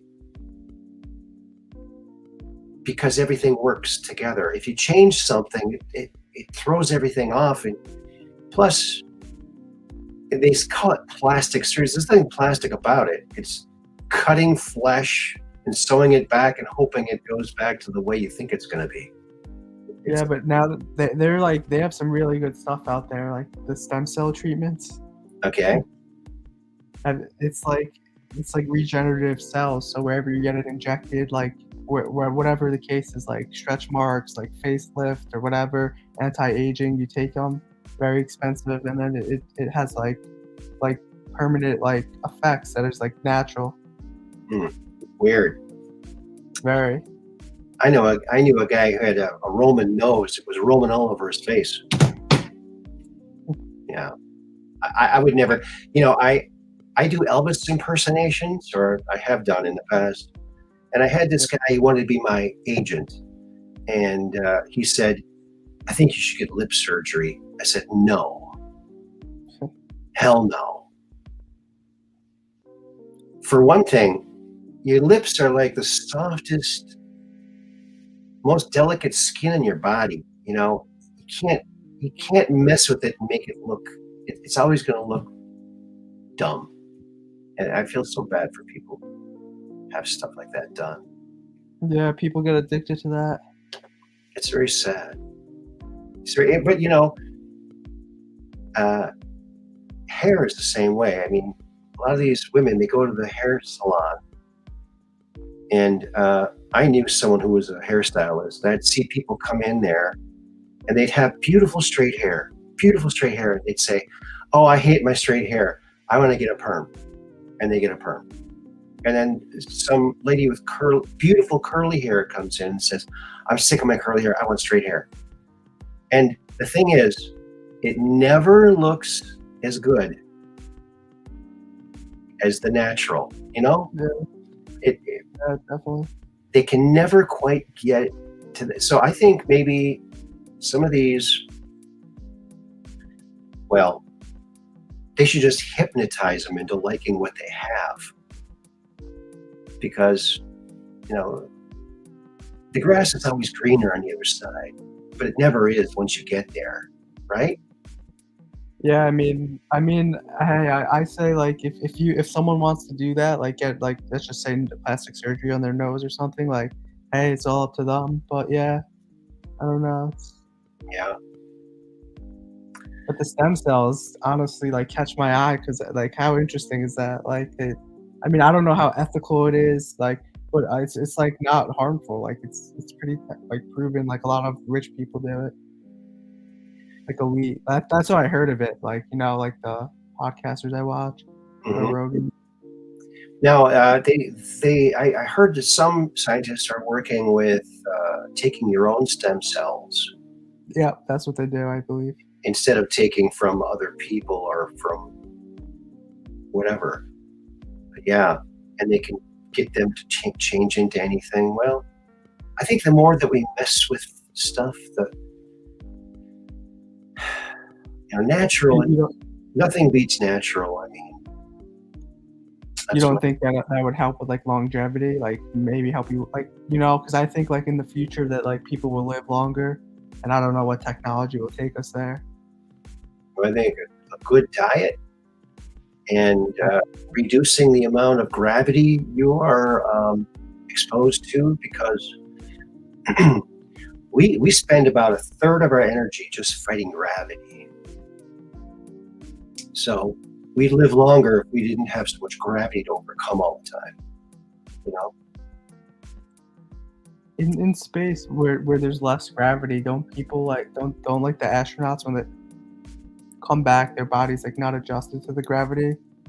Right. When you're in space, now inside of your body, you get all these organs, and they're kind of like in specific parts of your body, and there's like different tendons and stuff different stuff holding them in place so they don't fall too far down, you know? When you're in space, it all kind of goes up because it's got these things in your body pulling these organs up to fight gravity. But in zero gravity, everything goes up, and a lot of astronauts, they get nauseous and they want to throw up because it's like it's very hard to get used to, and there's no Schumann resonance. So a lot of these people that claim they were in the secret space program, they claim that somehow they've figured out a way to artificially pump in the Schumann resonance of Earth so that humans feel more normal. Yeah, I think they rotate the space station to get some gravity. I could be wrong. Oh yeah, that's the way to get a gravity, but the Schumann resonance is like a low hum that the Earth has that we're in tuned with because we're from Earth. So when we're away from Earth, we're away from that homeostasis. So they have this artificial kind of a low drum beat, if you will, of the Earth. It's like 7.8 hertz or something like that. Yeah, if you go in like a completely like quieted room, like the most quiet room on Earth, like apparently you can't like stay in it for more than 15 minutes without hallucinating. Mm-hmm. X-ray Goldfish says the stretch marks are cool. They tell a story. Yes, they do. That's a good point.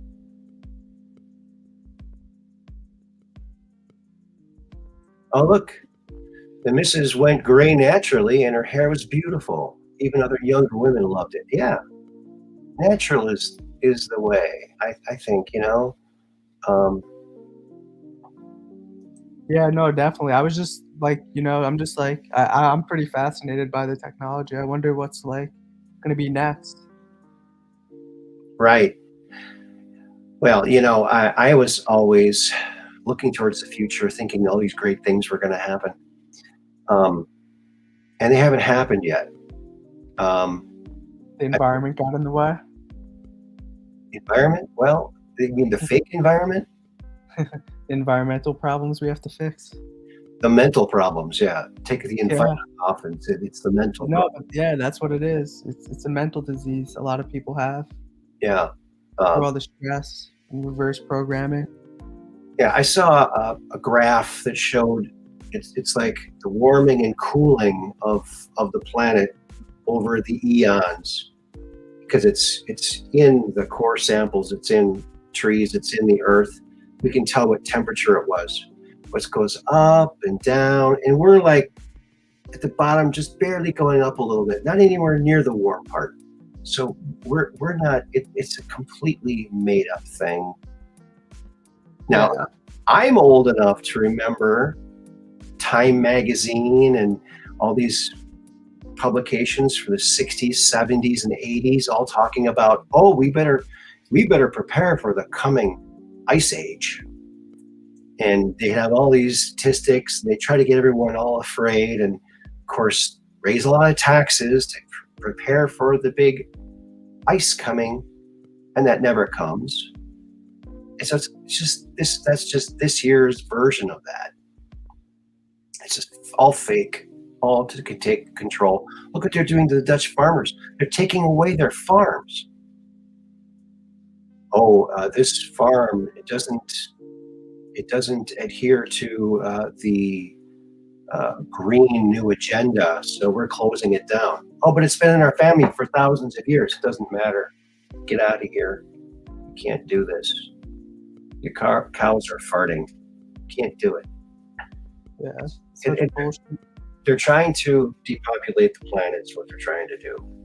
And they're also, I heard something also in the Dutch people, and in other areas, they are, by 2045 or 2030 or something, they want all houses to be like green. And it's going to cost like 100,000 euros to get the houses up to snuff, but most people don't have that. So they get kicked out of their houses. Like Klaus Schwab, you'll own nothing and be happy. Well, this all has to stop. So we need to all like stand up and go, no.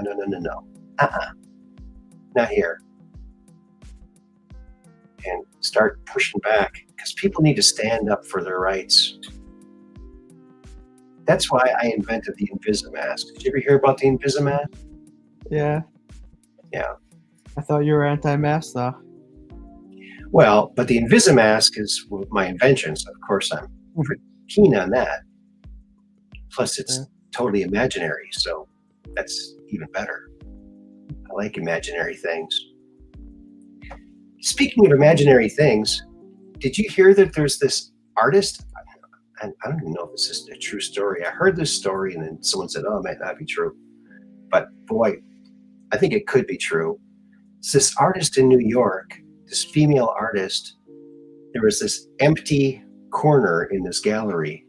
And she said, that's her invisible sculpture. Oh, that's your invisible sculpture, yeah. It's like a couple $100,000 or something. And someone bought it. And it cost them $40,000 to move it. It's like, okay, we're gonna transport this. It's nothing. I like that. Maybe it's not true. I think you could probably sell something like that to the right person. There's some gullible people. But you had a good point. Like you said, like a lot of people are like mentally ill, but like that's what it is, I guess. When people are misdiagnosed with these drugs and whatnot, just the world's like going psychotic through like social media attack and just everything. And compared to 200 years ago. Right. And this whole ADD and ADHD, that's totally made up. That doesn't even exist. When I was a kid and kids were running around being rambunctious, you know what they said? The adults would say, you'd see the kids running around going crazy. The parents would just say, oh, look at the youth. The youth is wasted on the young. Oh, if you could only bottle that energy. That's it. That's all we said. We didn't say, oh, we need to think of a pill to give that kid. That never came into the thing. And kids naturally have more energy. And then they grow up, out of it. They don't need drugs. So, I don't know. I'm an anti-drug kind of a guy, I guess. But yeah, I don't drink either.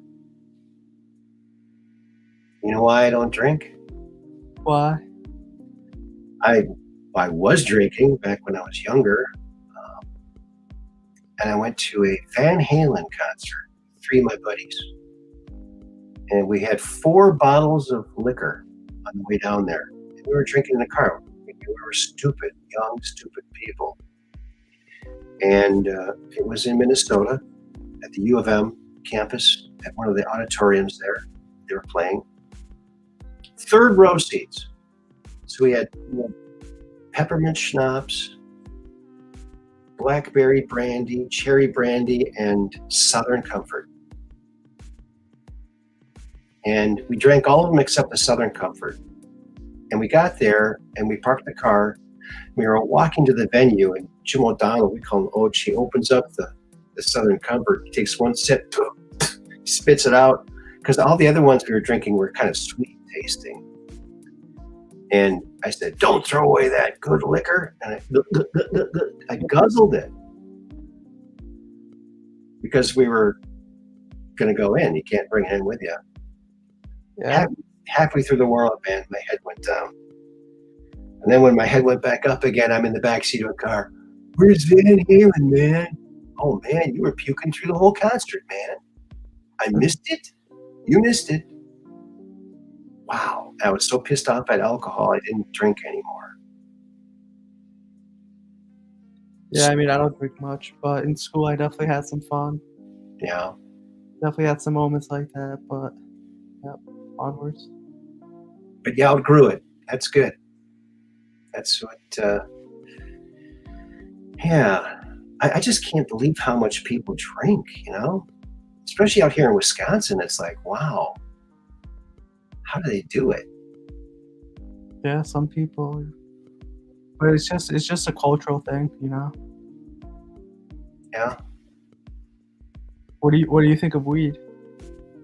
Well, I don't think it's as bad as alcohol. That yeah, I agree. I think you could overdo anything, and I think the weed they got nowadays is way more powerful than the stuff they had in the old days. So that's kind of weird too. Like, what are they putting in it? I don't know. But I don't smoke cigarettes or anything like that. And yeah, it's. Do you know? Have you ever heard of this guy Wim Hof? Oh yeah, yeah. I have a friend who wanted me to do that. It's like, I'm not swimming in ice. Sorry, that's a no starter right away. You have to start with the cold showers, he says. Yeah. Well, knock yourself out. I'm not doing it. I'm not doing it. Yeah, it's pretty. I do it when I can. But his breathing technique, like he says that releases like the all those chemicals from the pineal gland. Okay. Could be. Because it activates it. Yeah. I haven't read up on it, but it's really interesting, and I did like that breathing thing for like a month, and I gotta say it definitely felt very nice and relaxing. Wow. Back in the 70s, there was this diet called the breatharian diet. Have you heard of that? I think I partake in it. Huh? I think I partake in it. The breatharian? Yeah. This guy had this thing called the breatharian diet where he would steam soup and you just breathe it in. And he would only eat like crackers and water just to keep his system working. But then he was caught in a restaurant eating food. So kind of ended it right there. But those poor people that were following him, they're all really skinny. Oh, they were skinny. But there's that guy in India. Have you seen this guy? Maybe I could find it. He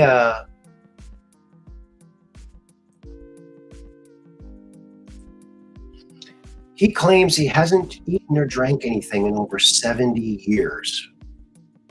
Like, that's pretty hard to believe. I know, isn't it?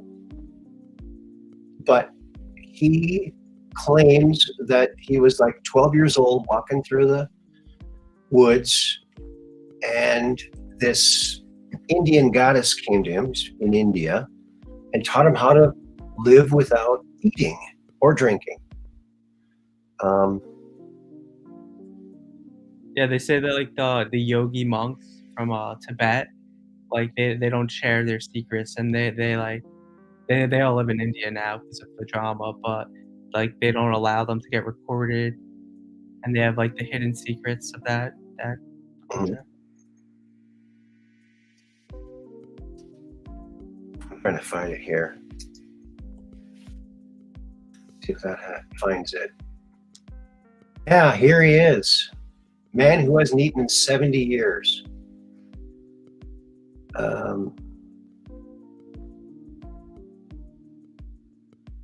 Let's see, that's a 1-minute article.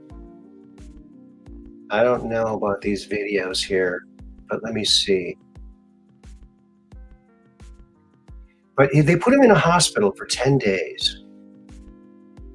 And he didn't eat or drink anything.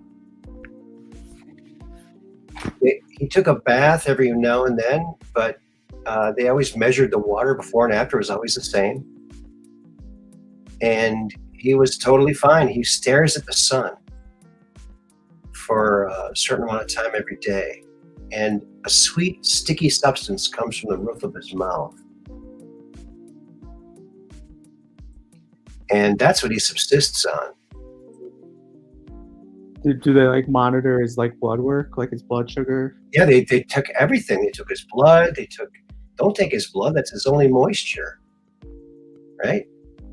So here it is. I found it. So let me get back over to here. Someday I'll have a bigger screen and this will be a lot easier. All right. Let's see if we can get this in here. Here he is. There he is. He's very skinny, but he was like 83 or 84, and he had the organs of a 25-year-old and the brain of a 25-year-old. All of his organs were just totally fine. I'm going to turn that off. And we're going to, you want to watch this? Does he accredit it to anything like yoga or? He just said now in other videos, I don't know if this is the exact same video I saw before, but he stares at the sun either in the morning or at night when the sun's low in the sky, when it's not as harmful to your eyes. He stares at it for 40 minutes, and this sticky, sweet substance comes from the roof of his mouth into his mouth. That's what he lives on. It's created from the light of the sun. So, what? Yeah. That sounds dope. He doesn't have to feed himself. He could just generate food. That's right. They took samples of that. So let's see. Let's just play this and see how it is. I don't even know if it's in English. Here we go. Aside from the controversies in the Banner case, there was another study conducted in India in 2003 that bafflingly seems to confirm the phenomenon of pranic feeding. It was conducted on a yogi who claims he has neither eaten nor drunk for decades. But what is behind these incredible accounts on the internet?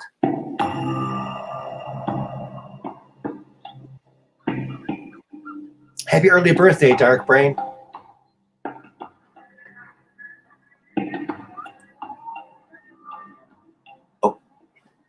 Of course, I'm eager to meet this mysterious yogi, and I get the rare opportunity to film him in his native village. Mataji Praladyani normally lives in a cave in the mountains, but once a year he visits his family to celebrate the holy Navratri festival. Here, the yogi is worshipped as a holy man who had a vision at the age of 7 and allegedly hasn't had a bite of food or drop of water since. Wow.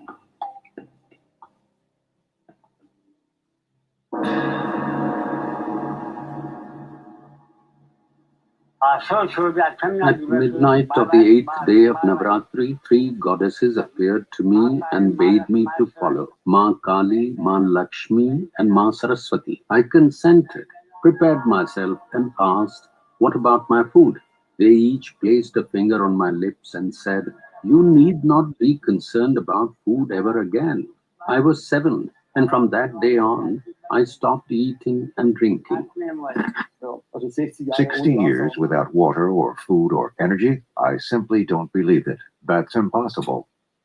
I've gotten out of the habit of saying it's impossible. Instead, I just say I can't imagine it. In India, there's an entire tradition of the renunciation of food.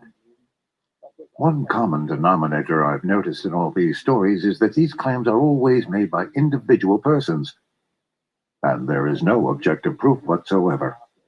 If we have similar accounts in so many different traditions, why do we think they are all fabrications? That's completely unrealistic. Okay, but then it would be interesting to let 4 or 5, maybe 6 trustworthy people observe him.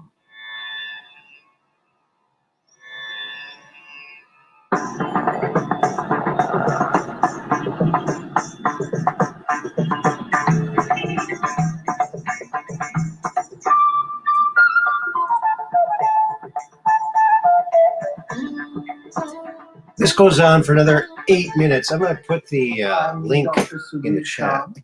I am director of neurosciences. But yeah, he's a yogi, so like he might. I wonder if he like inherited information on how to like develop this technique, or if he like stumbled upon it. Well, 3 goddesses came to him and told me we wouldn't have to worry about food. Not eating, not drinking. He stares at the sun. That's what he does. For nearly 64 years. I was very skeptic to what all he said, and I laughed it out. I said, I think it's unbelievable. Doctor, I mean, what are you talking? Have you got any evidence for that? Dr. Shah, I'm just telling that these people have brought him to me, and I know this Mataji for some time. And if you would like to study, I can ask him to see you. One day he came to my office and said that, yeah, okay, I'll allow you to investigate, but nothing invasive should be done in my body. I said, you will have to be in the hospital under continuous video monitoring. And he's videoed the whole time. And if you are true, I will put your good remarks to the world. If you are wrong, I will have to literally undress you. In the sense, this is cheating. If you are prepared, then come.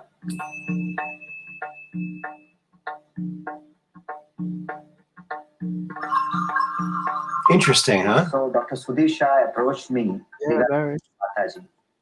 and for the medical science. I wonder if the isolation, like these yogis go up in the mountains for like years on periods. I thought that it could not continue for more than 24 hours. The project of Prahlad Jani or Mataji to prove that he is not taking anything. He is not taking food, not taking water, nor passing urine and not passing stool. This had to be proved only physically. You have to keep a watch on him and it could be proved. So it was constantly observation under my supervision. All the security personnel was from the hospital side, and it was a camera observation. I started my mind that he is cheating and this is not going to continue.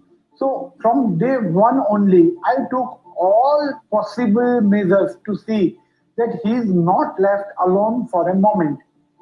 We went on changing the security. We went on changing the cameramen so that they cannot make any problem.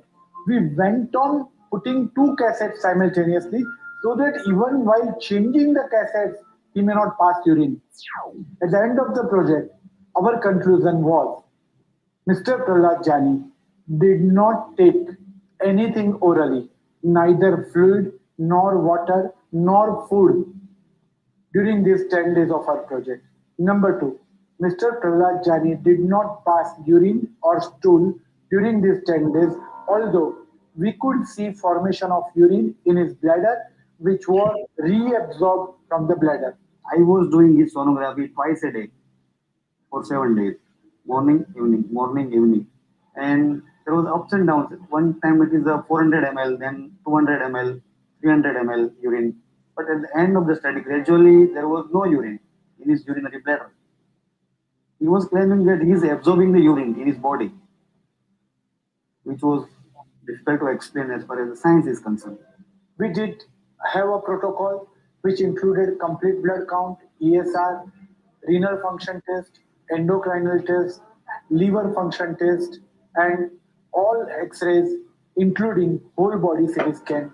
The surprising part was all his organs were normal, morphologically.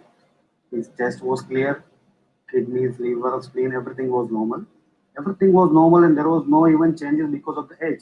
I mean, all possible things that could be done non-invisively in this hi-fi corporate hospital with the help of so much involved consultants who are all, most of us are trained abroad also. And we were just scratching our head as to the greatest surprise that we saw in our lifetime so far. I find it fascinating and absolutely incomprehensible. It's completely beyond my imagination. I'm seeing this for the first time. And if you had just told me,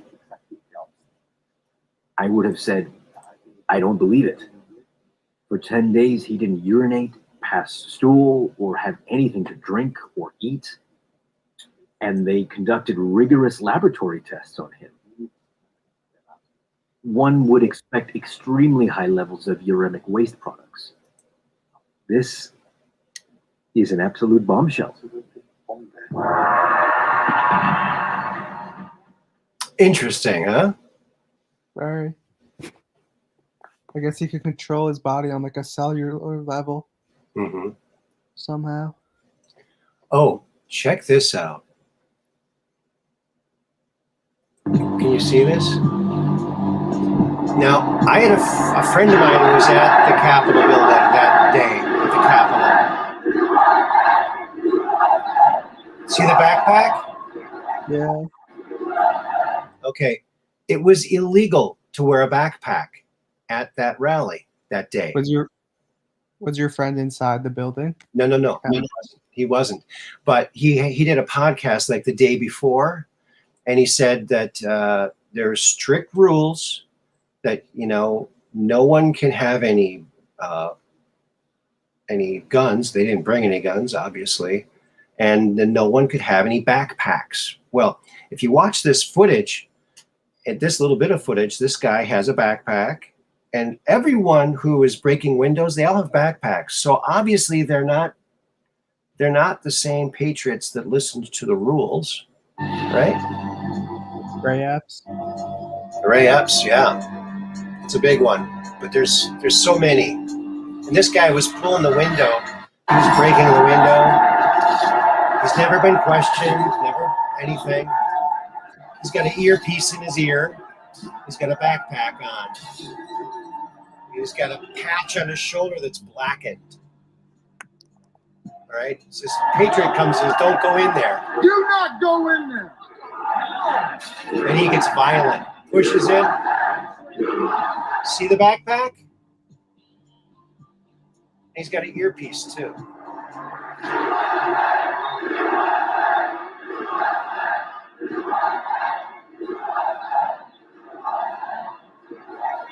So yeah, isn't that something? Yeah, interesting.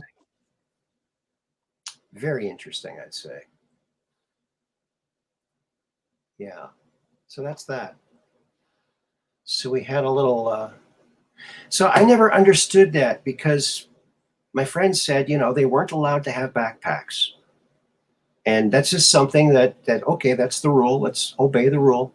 But all these people dressed in black, and he's got a patch on his shoulder that's all blackened, like he markered it or something. What was that? What was that patch? Above the law. Yeah, it was all a setup. Why was Ashley Babbitt allowed to have one? Have one what? A backpack, I believe. Oh, I didn't know that she had one. Well, she wasn't like listening to any of the rules. Like obviously what would happen to her was so wrong, but she also broke into the building, so.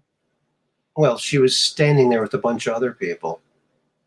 Right. She was unarmed. Nobody had any arms. No, yeah, it was very messed up. So it can't be an insurrection. Insurrection is an armed takeover. Then no one was armed. So it was never an insurrection. It was a Fed setup totally. Yeah. Totally Fed setup. And it was done so they can go after the MAGA people. Because for these deep staters, the only thing that can topple them is a populist movement. The people. So that's what they try to stop every single time. They did that to the Tea Party. That was a populist movement. They squelched it. They squelched it. It's gone. They're trying to do the same thing with MAGA. And it's just despicable. It's not American. You know, the House has the purse strings, and they can just all of a sudden say, you know what, FBI? We're going to stop all of your funding, and we're going to dissolve you because you're not doing good. Yeah, from what I hear, they're really compartmentalized. So yeah, I'm tired. Sorry, but yeah, so it's all like separated. So nobody knows what anybody's doing. It's all like everybody's got their own. But now it's very yeah. I didn't know Ashley Babbitt was wearing a backpack, But it was something that was generally known that you're not supposed to wear a backpack. So, and if you look at the footage of all the crowds, you'll see nobody wearing a backpack except the agent provocateurs and I guess Ashley Babbitt. That's weird.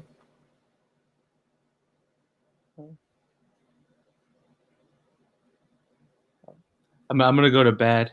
All right, yeah, we gotta wrap this up anyway. We're gonna take off too. Thanks for calling in, Metaverse. I really appreciate it. It was fun. Thanks for having me. You bet. Take care. All right, we did it again, friends.